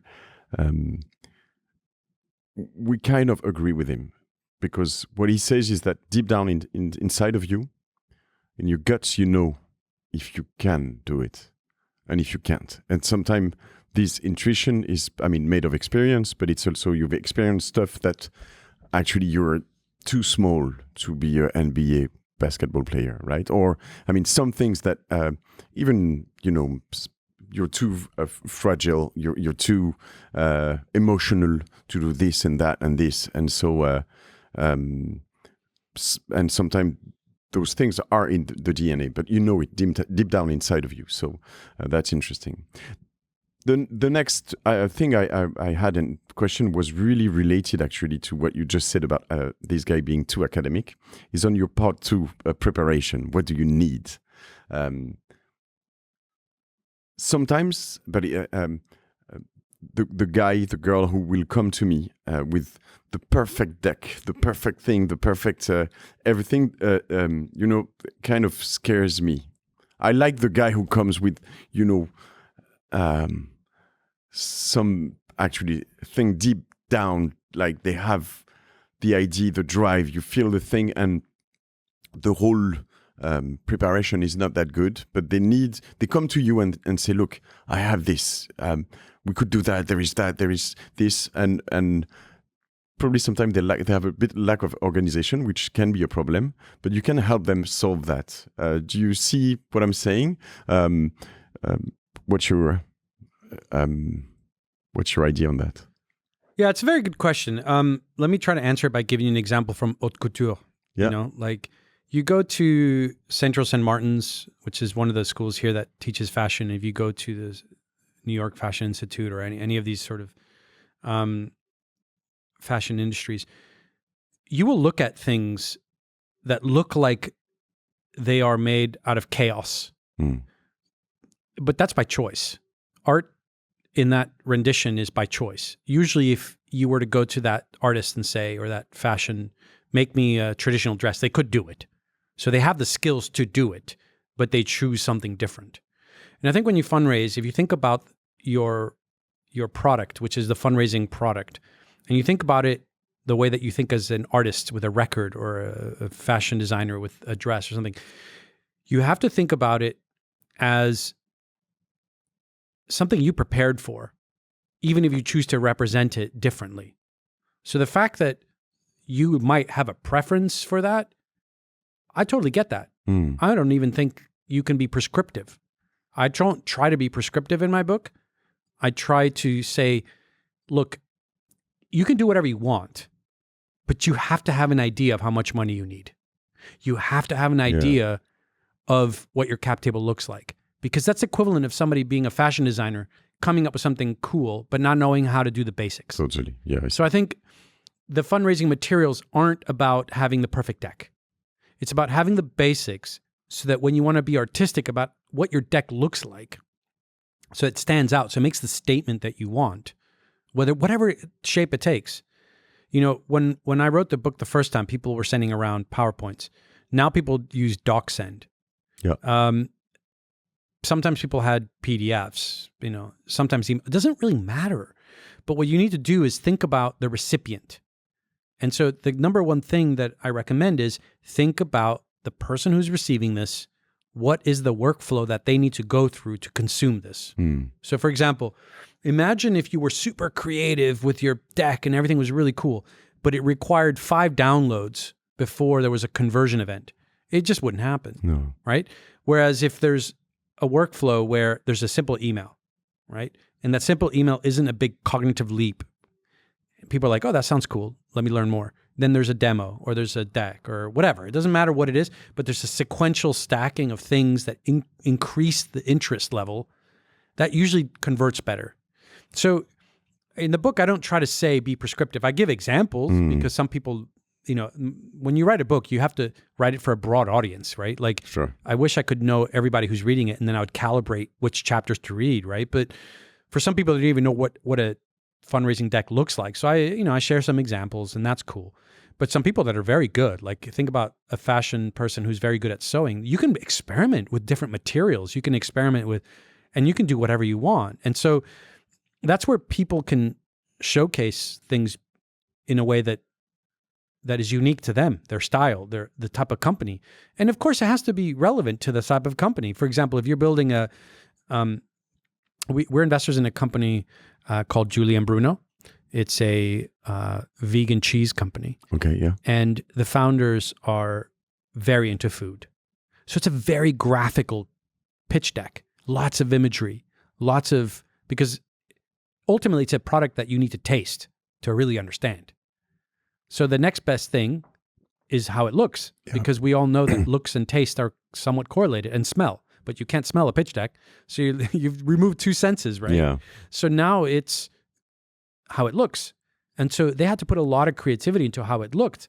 So that deck is going to look very different than an enterprise software sales enablement tool, where it might just be numbers. How many licenses, how many. So I think you need to think differently. That whole chapter is thinking differently about what kind of company you are, what kind of things you need, and being aware that there's basics you cannot get away from. You need a cap table, you need a financial plan, you need awareness of how you're going to spend the money, what you're going to do, what your milestones are. Those things kind of are basics. Even though it's not going to be true. Even though it's not going to be true, because I think it helps people understand what could be true. Okay. You know, like I think every single moment that you plan something is a moment when you open up to the possibility of what could happen, good and bad, and you at least have an assessment of how to manage it. If you don't go through that exercise, you're really ultimately guessing. And there's a difference between pivoting left and right 10 degrees, 15 degrees, and doing 180 degrees every quarter. Yeah. So it's useful to have some sense of direction, even if there's flexibility there. I get it. Yeah, I get it. And I've seen and I've invested in some people playing totally by the playbook, and you know, each stage you describe maybe the email, the deck, the proof of concept, the video you had, and each time you're like, wow, I like this. They just, you know, put a yes in your mind, and you go to the next yes, and at the end it cannot be anything else but a yes. And I've seen also, I mean, I've made great investments in a loop of WhatsApp messages where you had probably too much FOMO, but still it worked, and it was a good investment. But it's because also, you were like, yeah, the team is good, the dude is good, the whole idea is interesting. Yeah, it's gonna go fast. I trust them. I mean, boom. Yeah. But it also depends on the time. Like, for example, let's say you were getting that WhatsApp back and forth when you had 10 other WhatsApps going on the same. Your sense of urgency declines based upon the level of competitiveness. Yeah. So that's why it's hard to sometimes have a strategy that works all the time, because that strategy was designed around the times we live in. And those times change. So today, that sort of fake FOMO doesn't work when there's a lot of companies that were trying to do that. And, you know, now there's just hard to do that unless you're like in the 1% of AI companies. Yeah. Other than that, people can tell you're faking it. Speaking of AI, I was hesitating to go into the selecting investors. Maybe we'll get back to that point if we get the time later on. Speaking of AI, you spoke about quantum a bit. There are new breakthroughs, right? I mean, especially since OpenAI Midjourney came along at the end of 2022. And we see how big it is, like every day. Like it's not like it's gonna be. It's today. It's already here, right? And it's gonna be also bigger. What has it changed? What is it? Where are you right now into this? I mean, it seems like a year ago we would think it's 5 years away from now. I don't know if maybe I was a bit late, but and now it's here. What did it change? What does it change now? Yeah, I mean, the topic of AI, I'm sure, is one that everyone who's listening to this podcast has probably heard in 500 other podcasts, recently. Yeah. So maybe what I'll do is I'll share a little bit kind of where we are in our investment decisions on AI. We've been investing in AI now for about 6 years. Like that's when I started seeing decks and at the time it was machine learning, really. Yeah. And that's evolved over the years and of course accelerated since GPT-3 and onwards. And what's really changed is the overall tolerance of companies to try and incorporate AI in some form of their operations. So tolerance. The other one is expectation on utility has gone up, because you can have somebody who's not even technological go to ChatGPT, do anything, and out comes something that looks like magic. Yep. So now you expect that in your emails, in your operations, and other things. So I think the customer's perception of AI has now distributed much more broadly than it did 5-6 years ago. So those two things alone have made the bar of expectation for everybody in every organization to go up with what AI in the companies could look like. So that's kind of the context of why it's accelerated and why everyone's thinking about, well, how can I use this? How can I use this? How can I use this? So as an investor, where we're asking ourselves is, what are the areas where this is likely to work and the areas where likely not to work? Because there's a few things that we're seeing develop. One of them is anybody who has access to private data is an interesting investment opportunity, because the data training is a huge part of what makes it magical. And if you have access to data and have a LLM that leverages that data in a way that public-facing LLMs cannot, you now have a uniquely interesting proposition to offer to a set of customers that currently don't have access to that. So I'm going to take one that doesn't exist. Yeah, like health, for example. Matt was just showing me his Garmin. It's like, if you have all the data of all your customers' heart rates for the last 10 years, you can do a lot of interesting things with that nobody else can do. If Garmin or any company that was leveraging that data, you got Whoop or anyone, if they were fundraising right now, I would be all over that. And that, I think a lot of people probably passed on Whoop when it first raising, the hardware, it's hard, blah, blah, blah. But it's with a lot of private data, you can do a lot of interesting things. A lot, yeah. And so I think that's the number one valuable thing, because private data, because anything that's public facing is already miles ahead. Like OpenAI is miles ahead over anybody else on public facing data. It's incredibly hard. So that's the next thing, which is we're looking at companies that leverage and integrate OpenAI's tech into verticals. And that's cool. Like they have a API that you can integrate and build companies with. And there's tons of companies out there who can benefit from this. But the biggest thing I'm worried about there is, Microsoft has been doing an amazing job of building out their Copilot product and selling enterprise customers.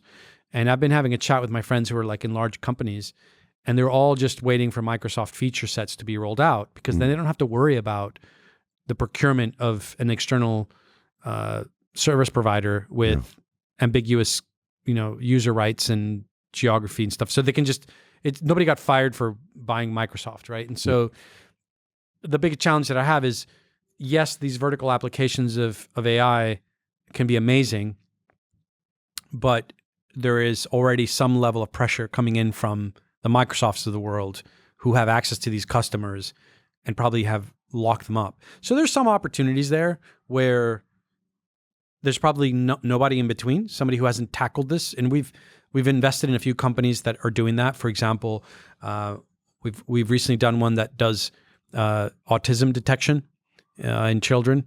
We have another one that is helping the real estate industry speed up its documentation by aggregating and analyzing all the different documentation across a transaction and summarizing it for the sake of creating marketing materials or completion documentation.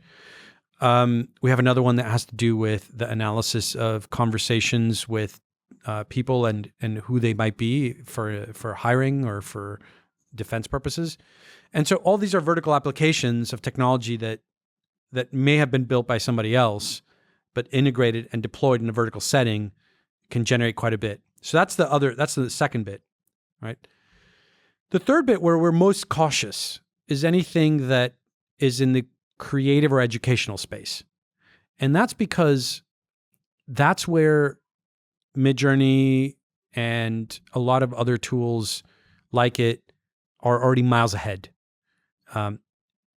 Leveraging large libraries of images or large libraries of training of public information to generate something that's pretty good. So education, for example, a lot of educational materials is publicly available. Like if you look at most of history, math, all the subjects, they're all largely public information. So it's not too hard to tailor something for education, and therefore having a competitive edge becomes difficult. And the same thing for creative. We have made an investment in a private data-driven generative AI creative solution, but again, it's because the intellectual property is private. But anything that's public facing, it gets hard because other people have that. And I suspect what's going to happen is a lot of these intellectual property owners are going to start developing their own Gen AI, and you'll just have another revenue stream. If I want to ask the question on another way, does every would probably be no, but company that applies to Seedcamp now,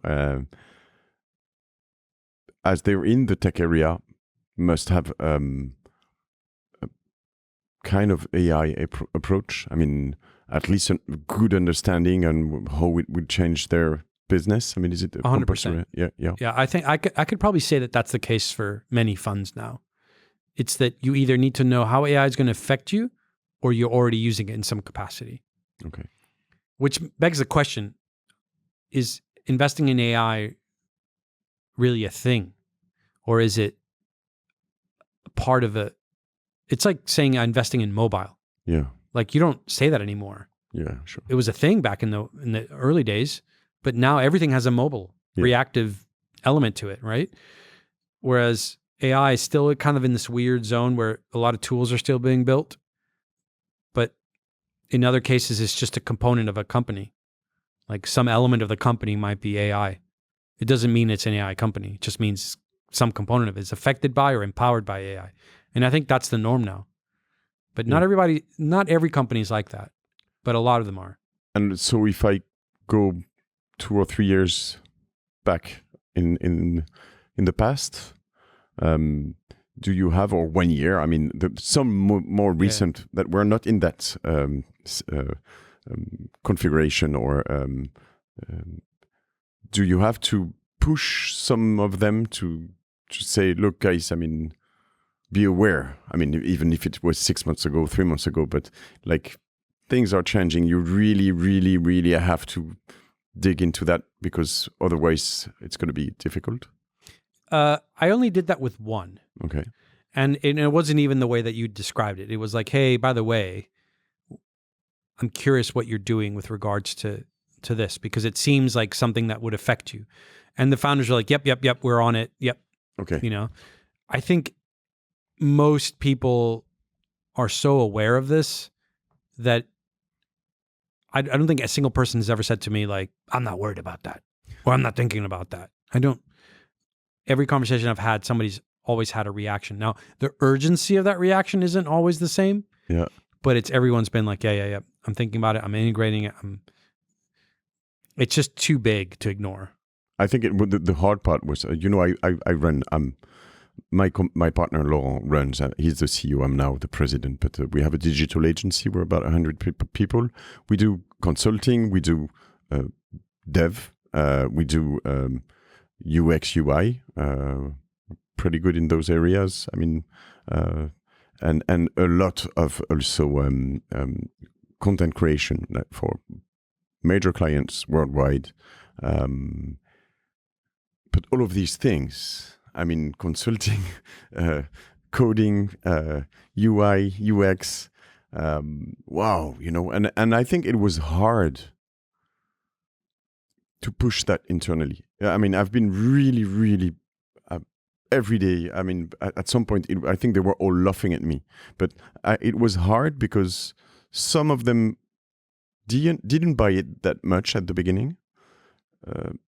Some of them were scared, obviously, and I think it was. I think we're passing it right now, but yeah, I don't know if you felt that. Do you use it at Seedcamp? I use it for tons of stuff. We have Notion. It has an AI component. Yeah. I use Superhuman for email. Are you satisfied with Notion's AI? It's okay. It's good for like structuring things. Like I think we forget how many things are just repetitive, right? Like recently I had to write an agenda for an event that we're hosting. I just told ChatGPT, like, give me an agenda, space it out, starting at 11, ending at 6:30, spacing it out 45 minutes per speaker, and then build some buffer time for this and that. And like little parameters like that, it spit it out, copy, paste. And like, I would have had to do that manually. So like, yeah. I mean, I use it all the time, but Sia, who those that are listening to us probably heard his interview.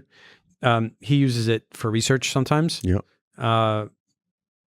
So people use it across the organization for different things. Did you develop some stuff around AI yet? I mean, not yet. I mean, it's something that we've been trying to figure out what kind of thing we could develop. And it's an interesting one, right? Because if we go back to what we were talking earlier about how hard pre-seed and seed is to extrapolate, it's very hard to look at our data and extrapolate and say, these companies are going to succeed. These ones are not. Everything moves too fast to look at our historical data and extrapolate what will be successful.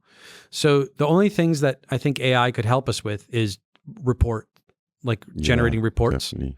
like whether it be investor reports or something. So I think from an operations efficiency point of view, that's probably where we're going to use AI. Like if you visit Carlos 5 years from now in the future, I probably would say that I see AI implemented mostly in all the efficiency gain part of the operations. In terms of like predicting the future side of things, I don't think so. Yeah. But when I think about your thing around private data, my interpretation for a company like Cosa Vostra is mainly that we have a knowledge, we have skills, we have emails, we have notions, we have a lot of things we've done in the past, we know how to do. And for proposals for clients, when you come back from a meeting, I would love to be able to just put like all of the notes saying, here is what I see we could do. What am I missing? Can you check on everything we've done? What we can do well, And I think we're digging into that. That was the question the reason why I was asking about Notion, if it's good or not, because the problem we have is to connect all of those things with an AI. Yeah. Because it's and that's the issue, is that right now there is no meta aggregator for all this stuff. But it's partially because it's first party data. Notion owns the data that you put into it, and it isn't sharing that data with Google, so that you can't use Google Bard to source your Notion data to then organize everything around Bard's output or OpenAI. So like, but that's just the nature of how things are. I mean, we've known this for years. I loved a recent discussion I have with an entrepreneur on Génération yourself called Paul Mugino. This guy is amazing. He's also an artist, and he's got an artist that's called Ores Vekrier. He's sold art pieces to like world famous collectionists. I mean, it's interesting. And Paul, in a conference we did recently around AI and M&A, at the end, the conclusion was deal with your own data before dealing with others people's data. Yeah. And I think it was the best advice I had recently. You Yes. have to aggregate, to get your data sorted. Yeah. And many that companies, links to what you said. I mean, and many companies didn't think about the world that we live in today when they organize their data. I mean, we haven't, and we're in tech, right? Like some of our data's in Google Docs, and some's in Google Sheets, and some is in Airtable, and how the hell do you rectify that? yeah. How do you normalize that? How do you reorganize that? And so that's a big project that we're working on right now, is how do you do that? Yeah. But even then, like, I think if anything, one thing that's really funny about what this world that we live in right now with prompt engineering, Yep. is that it's making you rethink language, right? Because like part of what prompt engineering is language. It's delegation. It's precision of delegation. And that's something that now is called prompt engineering, but back in the day it used to be called leadership or management. It's please like write a message in the tone of X that addresses the issue of Y from the point of view of L. That's understanding the social hierarchy of the person, understanding with empathy the tone you want to have, the outcome you want to have. Like it's really interesting to see how much it's made us aware of all the elements of language and communication and teamwork and delegation, because that's what it is. Prompt engineering is just Definitely. And the aggregation of all that stuff. what I like into this and into what you say is it puts words on thing I've felt is like, those people who, when you're working on the logo or something and they just say, no, I don't like it. And you're like, okay, great. Be more constructive, Exactly. please. And if you work with that, with those guys, when you put them in front of ChatGPT, they're like, no, this is a piece of shit. It doesn't work. And you're like, no, think again, mate. Exactly. Yeah, it's interesting. And we'll see that evolve. And I think if I have to look at if I look at the world that's utopia and dystopian, the dystopian world would say that anybody who's really good at writing is not going to have a job because AI is going to do the writing for them. The utopian world is we're going to get more precise about how we write.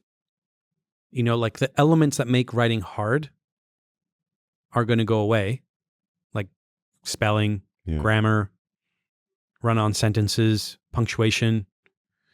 Those things are going to go away because the AI is going to sort that out. But the intentions, the empathy, the precision, the emotional connection, the structure, the workflow, the layering, the lead up, the storytelling, the circularity, all those elements of communication that are critical, we might get better at them because we have a tool that helps us with it. I'm trying to get... we will require more, in French we say exigence, but we will want something more. Yeah, the expectation will be higher probably. Much higher, because you don't want something that is not really well written, right? Exactly. Yeah. And also for analytics, like for example, my father is very gifted with mathematics. Yeah. He can do math in his head very fast. And when I was growing up, he would always ask me these questions and I sucked at it. And it would make me really insecure because I needed a calculator. And then I discovered Excel, right? Because Excel is something that we all got used to in my age group, and early in our careers. And I discovered that I'm actually not bad at math. I just need to see the logic in a spreadsheet. And my Excel sheets are much nicer than my dad's, right?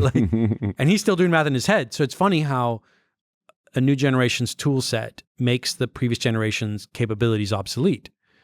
And so if I look at what we deem as a necessity today, maybe in the future, people and future employees and leaders won't be able to do some of the things that we can do right now, writing long form, by hand, whatever, but their ability to convey complex ideas more succinctly and more stacked is going to be better because they understand what they want to do and they have the machine help them do it rather than having to spend years honing it. Like you're a podcaster.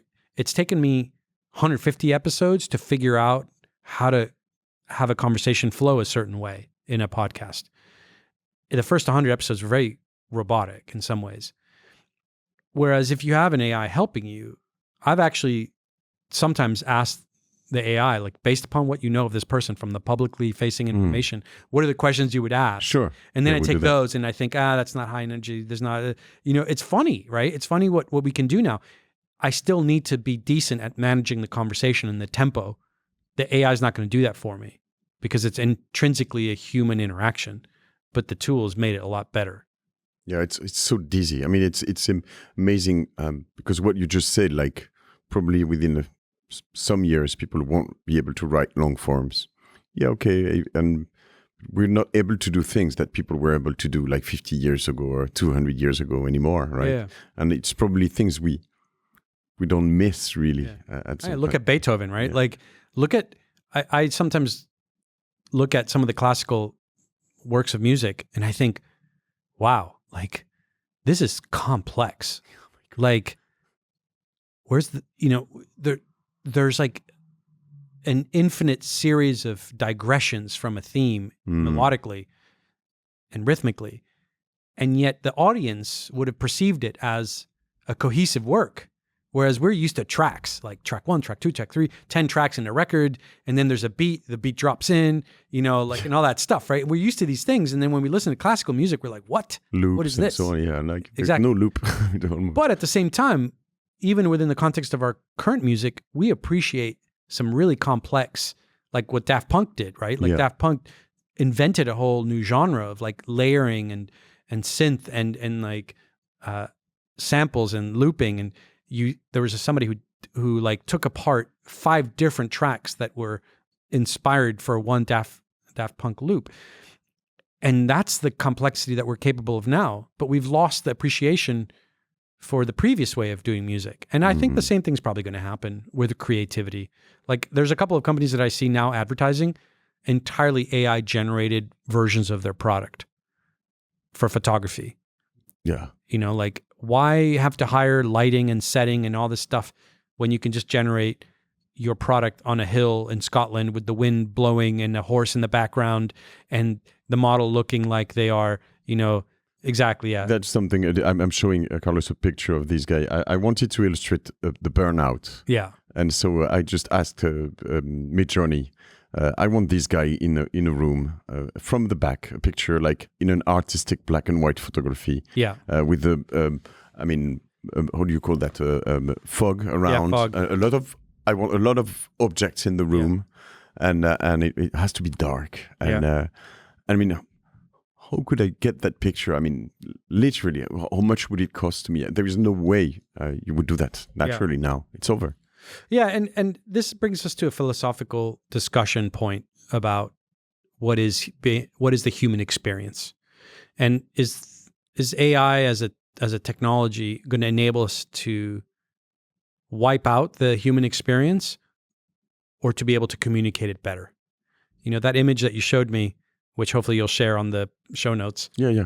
For people to see, like it's probably a very good, quick relative to maybe what a Van Gogh would have done, right? But very quick representation of an emotion, what it feels like to have burned out.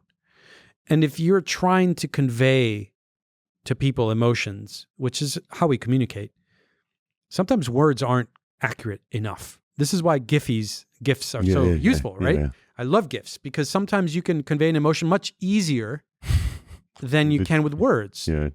And so with AI, now you can capture that even more succinctly. And I think it opens up a whole new range of possibilities for humanity to communicate and get to know each other.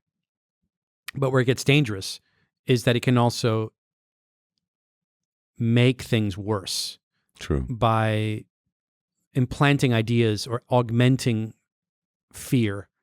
And so we're gonna be, you and I are gonna live through a very interesting phase of humanity where we're gonna have to reconcile our inherent capabilities through technology with our inherent flaws as a species.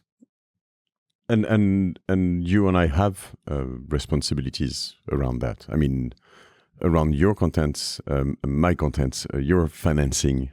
Also, I think it's quite interesting to know what we want, where we want to go around that. Yeah. I have so many things to say around that. I've lost because I was so much into what you just said.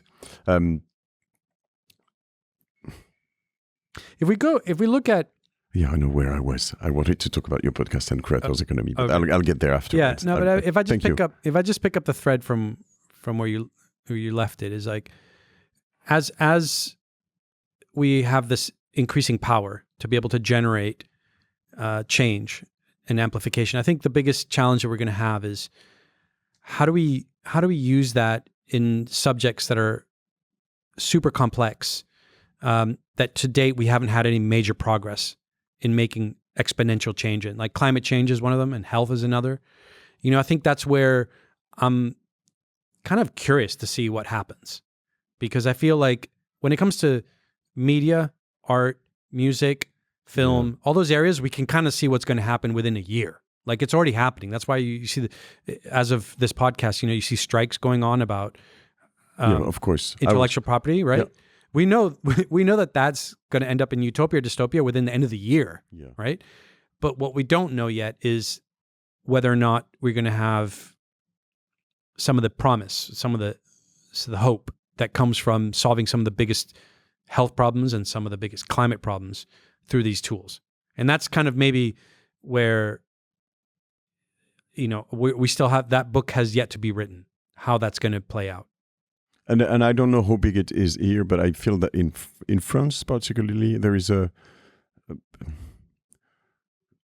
like there is team A, team B, right? I mean, and for most of the people, if you're like in the climate team, you just hate all of that shit. I mean, it's just it's not gonna happen. It's not gonna help, and I kind of reject that. I mean, to me, there is like, I mean, that's at some point probably the only hope we have at some point, right? Sure, we can, I mean, not take a plane or 2 or 10 or 100 or any more at all, but at some point, you see in health, I mean, it's already happening in health, I think. I mean, in cancer research and I think it's already happening. There is a couple of companies in France that are already working very well around AI, I think.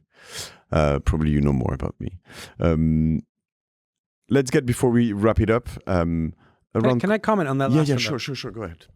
I think this comment probably applies to multiple things that we've been discussing, which is whether it be solving climate crisis or solving any kind of major issue that we face, is that not all problems have immediate solutions. And I think with the speed of technology and the speed of media and the speed of communication in the last decade going so fast with social media, we've lost patience for long-term thinking. And the hard part that we have as investors and as inventors and as creators, and the biggest challenge we're going to have, is resetting people's mindsets to think long-term. Because you can look at something like climate, for example, and on the one extreme, you have people who want the entire oil industry to stop now. Yep. Because that, as well intended as it might be, in their view, would stop the climate crisis now. The reality is, even if you did that, it's already got momentum in one direction, and it's going to manifest itself in one direction. The problem with that specific desire, whether it's done through technology or not, is that it has a knock-on effect on so many industries that people are not willing to give up. So, for example, if somebody had a colonoscopy or a endoscopic surgery or any kind of health treatment in the last decade plus, they're probably using some product that's made out of plastic. That product that's made out of plastic, whether it's a syringe or something else, is made from the oil industry. You cannot stop one without stopping the other. The two things are connected. If you look at farming and the way that nitrates are produced, it requires the oil industry. If you look at sustainable energy sources like windmills and solar panels, it requires some elements of the oil industry to either transport it there or to create it in the supply chain. And so the thing is that you need to have we need to collectively think about our problems in a long-term, medium-term, and short-term basis. And that's really hard. And we want everything to be now, whether that's health or not. But there's two ways of issuing. One is patience for the long term, but also patience for the slowness that sometimes needs to happen. We all want health to go faster, but would we really be comfortable with some startup that we don't necessarily trust? And I trust in startups, right? I invest in, but do I necessarily know if that startup's going to be around to deal with my data in an ethical way when it's my health data? No. So there's going to be some caution that the National Health Services need to have in interfacing with startup data and vice versa, right? And so that's the problem, is that we need to look at all these major problems with some sort of near, mid, and late discovery and implementation. And we've lost patience. As a civilization, we've lost patience with that. And unfortunately, some of the biggest problems we have yet to solve are going to require that. And I think all of the questions around what you're saying right now are so deep and so unresolved. And I mean, if I ask you, or if I ask many people, are you ready to have a chip underneath your, I don't know, wherever skin? I mean, most of people will say no, obviously not. If I can get. And if I just ask them, but you have an Apple Watch, you have a Garmin, you have, you have a chip on top of your skin. Yeah, it's the same thing. You give all that data already. Obviously, are you ready to have your brain connected to Google and to go faster and think faster? I mean, you would say no, but if like 10 people around you has it, and they go just 10 times faster, you're like, and all of these things are probably going to happen, or unless we don't want them to, or we forbid them. But if we forbid them in Europe or in the US, they will be allowed in China. So that's deep. It is. And this is, if I go back to the example of climate, we're a big climate investor. We love to invest in the segment, and it's a really important segment that we should invest in.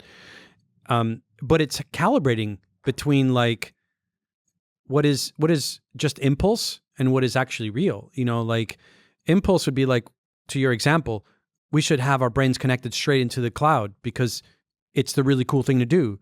But the realistic thing is that maybe we don't need that. Maybe what we do that is only for entertainment once a week. And this is why like Google Glass, for example, kind of failed, was because the premise behind Google Glass was that we were going to be okay with having a conversation with somebody and they have the little thing looking at me and then looking at you and looking at me and looking at the display. It just wasn't socially acceptable. And I don't know that even if today that technology had worked, whether we would accept it, right? And so I think the idea of something sometimes requires evolution beyond its original conception. And so I think with climate and with other these things, it's sometimes we have the right intentions, but we just need to let technology and society develop how to best integrate that, So I see a future where, for example, realistically speaking, with, let's say, cars, I could very easily see a future where there's a hybrid set of technologies that power cars 20 years in the future. It's not just all battery. It might be some sort of like green hydrogen. It might be some sort of, and there's a reason why, there's a reason why it has to do with the power density of batteries and other things. But, maybe until that technology with power density of batteries changes, then it's a hybrid technology. And so this is why it's sometimes rushing things isn't necessarily always the best thing. And sometimes it does take time, even if you have the best intentions. True. So this time, before we close, I think it's very interesting. I could spend hours talking about it, but you have your own podcast. Yep. It's actually how many you say episodes did you have? I lost track. I think I'm over 350 now. I don't know. You probably have it right in front of you, so you probably tell me exactly how many. I was actually so we're more or less the same. Really? Because where is it? I have it somewhere. Here, this much I know, the Seedcamp podcast, Carlos Espinal. On SoundCloud, it probably says it. Oh, on SoundCloud. Okay, I'm going on an Apple podcast. Yeah. But so we're more or less the same. I'm around guess. 350. Yeah, that's my guess. Actually, I don't have. Yeah, I don't have the numbers. Well, however, it's around that. Yeah. So you have you understand. I believe the creators economy quite well now. All of those guys you listen to, probably also other podcasters in the US or in here the Knowledge Project, maybe guys like Tim Ferriss and so on. What are you? Have you ever invested in some? That's a personal question, maybe for some of our auditors, but I'm trying to build up things around that. I have the podcast, and then I'm trying to build up businesses around those, and it's kind of a work in progress. I'm having a lot of fun, and I think people around me are having a lot of fun because I get investors coming from those podcasts and partners, co-founders, and so on, clients, and I think it's a new era we're building. Yeah. What are your thoughts on it? What are you doing? How are you investing? What are your ideas on the creators economy? Yeah, so creator economy is something that we have looked at in the past. We invested in a company called Opinion back in the day, and I think that a lot of times, first of all, you have to define it. Like we're investors in a company called Maze, and that's kind of like a specific kind of creator and design process. So creator economy is broad, right? Like whether it's visual or whether it's audio or, and different ones have different levels of value. So for example, with podcasting, it's been a very difficult sector to monetize. Unless you're a Joe Rogan or one of these guys that gets acquired as a show, Tim Ferriss, it's very difficult to really generate enough revenue there. We've looked at a couple of tools that helped with audio and podcasting and editing, and they've all been okay. Yeah. Unfortunately, the investment that we did called Opinion didn't work out, but it was a great thing. I'm trying to find.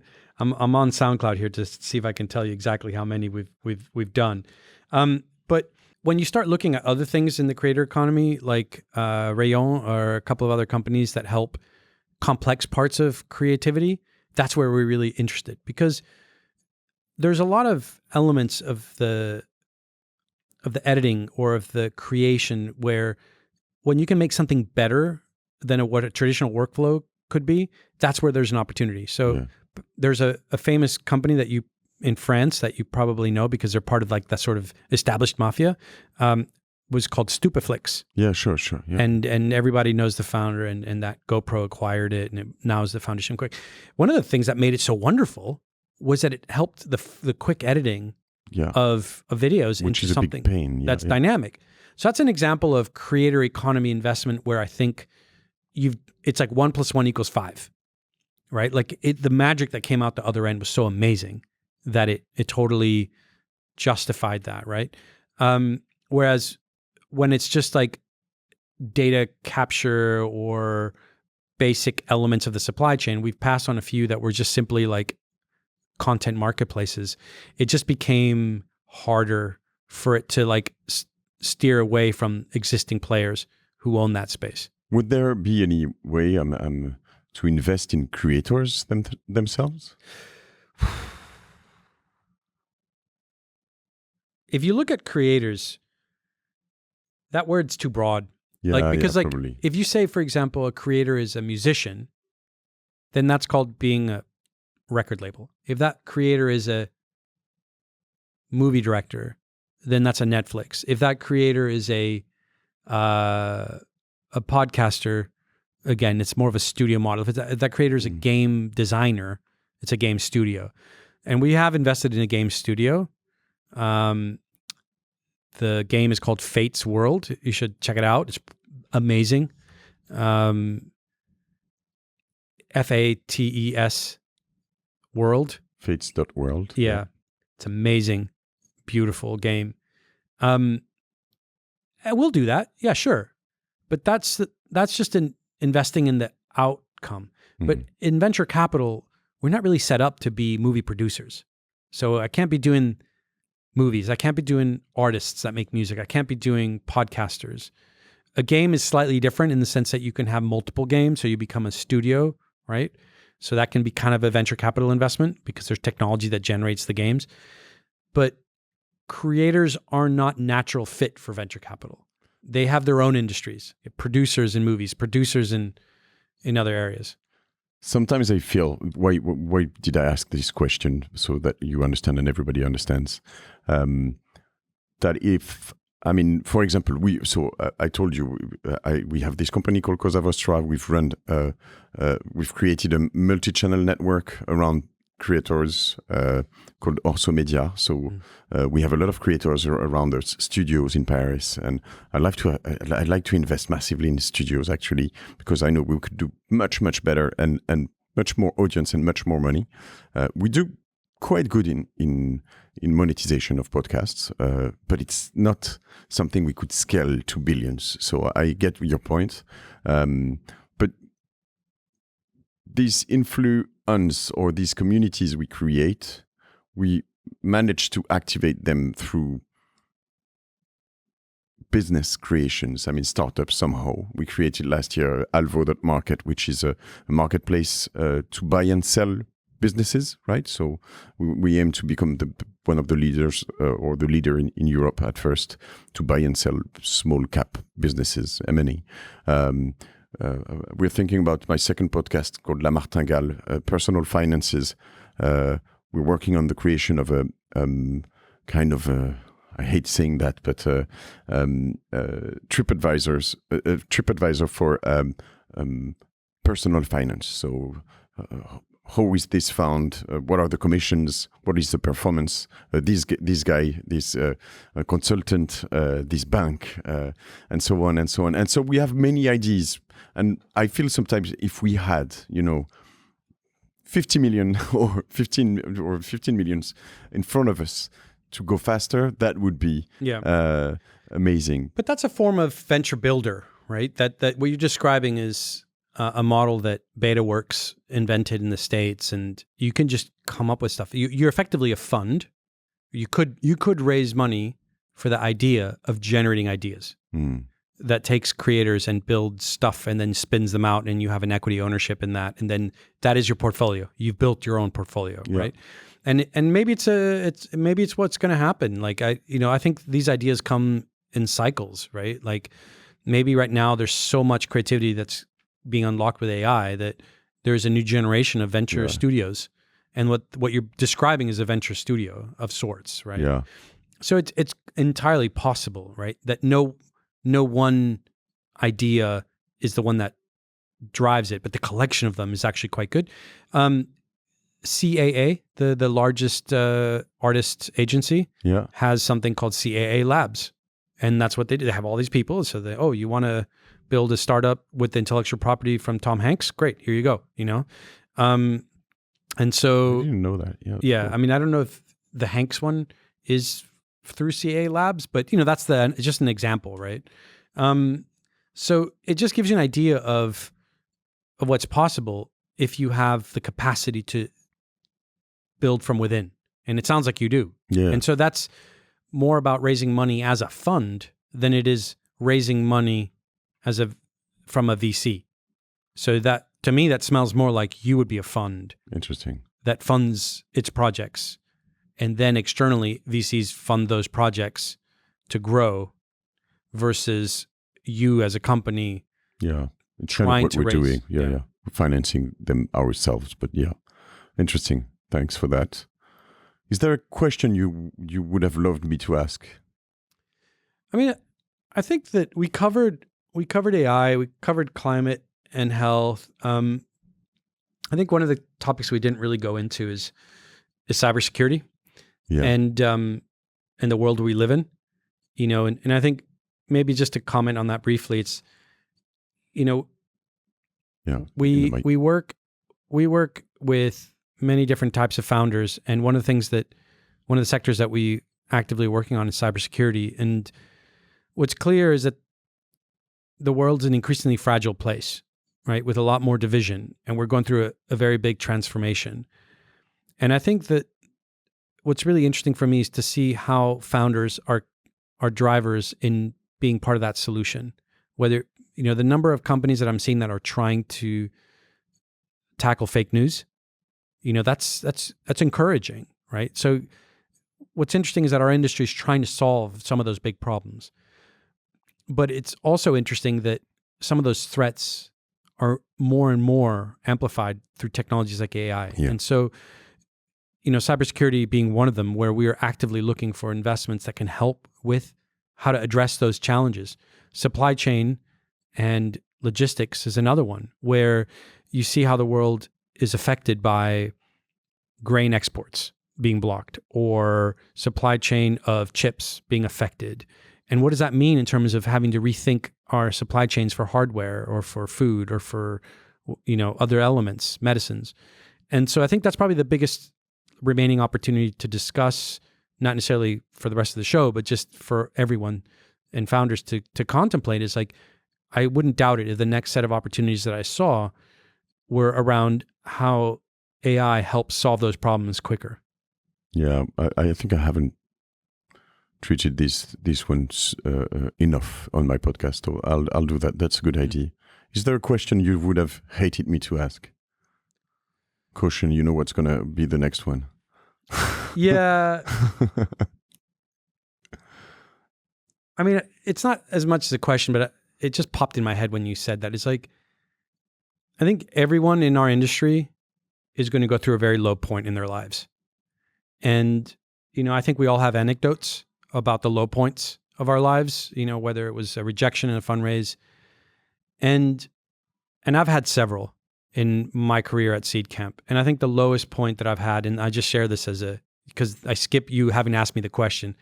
The lowest point I had in my life was when I didn't have the courage to ask the person what their intentions were when I heard something about what they were doing. What was happening was that I thought that this other person was trying to do something to screw us. And I think the series of conversations that number of people involved could have been a lot simpler if I had just had the courage to call them up and be like, hey man, I heard you are doing this. Is that true?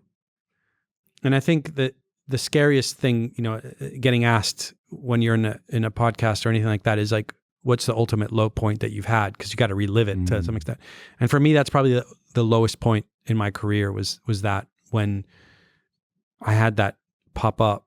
And I remember feeling, because the guy, because I avoided it, the guy got really upset because he thought that, he thought something that hadn't happened. And he was really upset at me, called me up, was really angry, and I had to apologize. And when I unpacked the whole situation, it was simply because I didn't pick up the phone and say, hey man, I heard you're trying to do something that isn't right. And rather than me being defensive, there I would have been empathetic. And whereas instead I was defensive. If I had been empathetic, I would have avoided the whole thing. And sometimes we're in situations where you just need to have a very difficult conversation with somebody. If you're a founder with your investor, say, hey, look, company's not doing well. I need to do this. Can you help me? And you have to be open to the fact that the investor is going to say, no, I'm not going to help you. And that's painful. And sometimes it's easy to just pretend everything's fine. That's from the founder point of view. From the investor point of view, it could be avoiding having a tough conversation with the founder and being like, you're off the rails. Because you don't want to make that awkward. It's hard. And you have to think about what you're going to say. But I think that's probably the biggest lesson that I've had is it's hard, but sometimes you just need to have those hard conversations. If I would record another podcast with you, I would go into that. And I would go also into the way you talk to your investors on the long run. I think it's interesting. Yeah. The reports you get. I try to be as, I don't know if you think it's good or not, actually, but as transparent as I can, and just start with the bad and ugly news. So I try to just at least show that I'm aware. Yeah. And that we're going to fix those things. And if I put them months after month, and if I put them again, then it's going to be a problem. So I'm trying to fix them really, but I find it hard. And sometimes I get annoyed in companies I've invested in where I don't see the problems, or I know there are problems that are not in the reports. That's terrible. It's tough, but it's also a calibration exercise. It's the depth. It's a like, what is important, what isn't. There's a lot of little decisions that you need to make. And sometimes I get it. Like, I get it. It's not always easy to calibrate, but it doesn't mean you shouldn't try. That's my point there. It doesn't mean you shouldn't try. Thank you for that. Where do we follow you? We can go on LinkedIn, probably. Yes. You publish on LinkedIn. On LinkedIn. I'm on Twitter at CEE. The book is called The Fundraising Field Guide. I'll put the link, obviously, the link to the podcast. This much I know, the Seedcamp podcast. And my long-form blog posts are on Medium. Medium, or you can go carlosespinal.com. Yeah, okay. It just redirects to Medium. So, and the book is going to be coming out in the later half of this year, the new version. So yeah, stay tuned for that. It just covers some of the things we discussed. Cool. I have a couple of questions, but before I have to apologize for one thing. Yesterday, when I talked to Sia, I was laughing at you because I was expecting you to have a strong accent, because most of the Spanish origin, I mean, you know what? Oh, really? Yeah, their English accent is really, really terrible. So how comes? So I apologize first. I was saying anyway, it's in French. He will not listen to this podcast until here, so it's okay. I can talk shit. Yeah. But and I see my English accent is much worse than yours. So how comes you speak such a good English? I mean, I think when you grow up in Latin America and you get exposed to, TV, and I went to university in the States. Okay. But I mean, when I do remember having an accent. Yeah, okay. But I think just going to school in the States, you just kind of want to blend in. So eventually your accent evolves with time. And that we live in the UK. Sometimes I wish I had a British accent just to, blend in, but it is what it is. I'm too old for that now. Yeah. Would you have a book to recommend? One book you would be able to give to everyone? Yeah, I mean, it's funny you ask me that, because there's multiple books that I'm reading, and it depends on the subject you pick, right? There's a book that I really like, and I think the title, because it's been a while since I read it, but it's like 23 Things They Don't Tell You About Capitalism by a guy called Jae Hoong. I can't remember, Jae Wang. I forget his last name. Yeah. It's an amazing book, because if you've had any intuitions about what's broken with capitalism, it's like you read it and you're like, yes, exactly.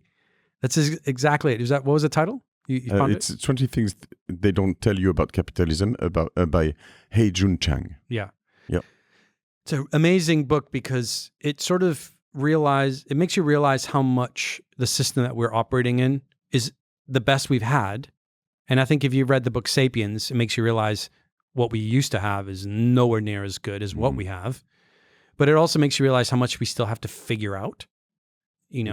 So I think from a evolution of our financial system, it's an interesting series of books. Like, I think if I were to stack the three books together, it would be like, read Sapiens, read 23 Things That They Don't Tell You About Capitalism, and then read Rules for a Changing World Order by Ray Dalio. If you read those in that order, I think you'd get a sense for the challenges that we have as humanity in the system of trade that we've created over the history of our existence, and the flaws that it has. And we can sometimes blame those flaws on people, but sometimes they're just the system. Yeah. And the system, some people want to overthrow the system because it's flawed in many ways. This book, 23 Things They Don't Tell You, is a very good way of showcasing that. But the alternatives have not been better. And that's what Sapiens also shows, right? Like, it shows, and Ray Dalio's book as well. So I think it's an interesting trio of books to read, because they kind of tell different challenges that we have as a civilization to overcome the problems that we've created for ourselves.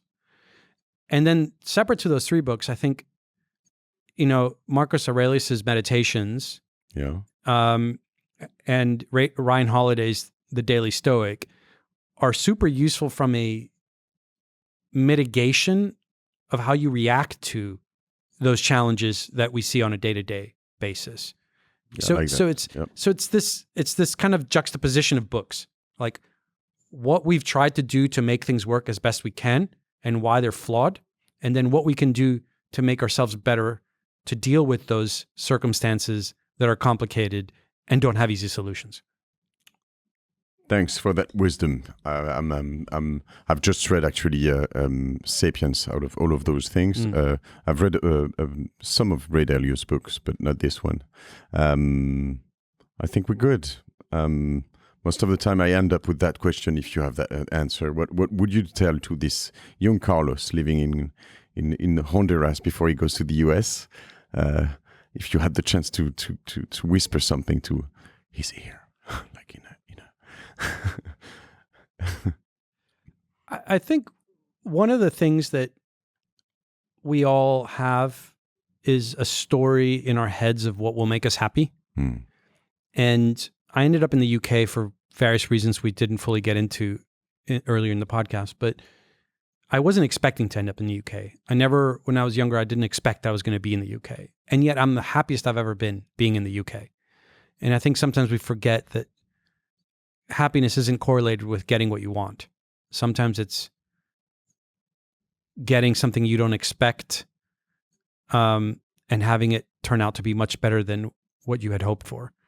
And I think that's probably what I would tell myself. It'd be like, a lot of the things that you think aren't going to be good are going to be better than you think. And some of the things that you think are good aren't going to be what you expect them to be.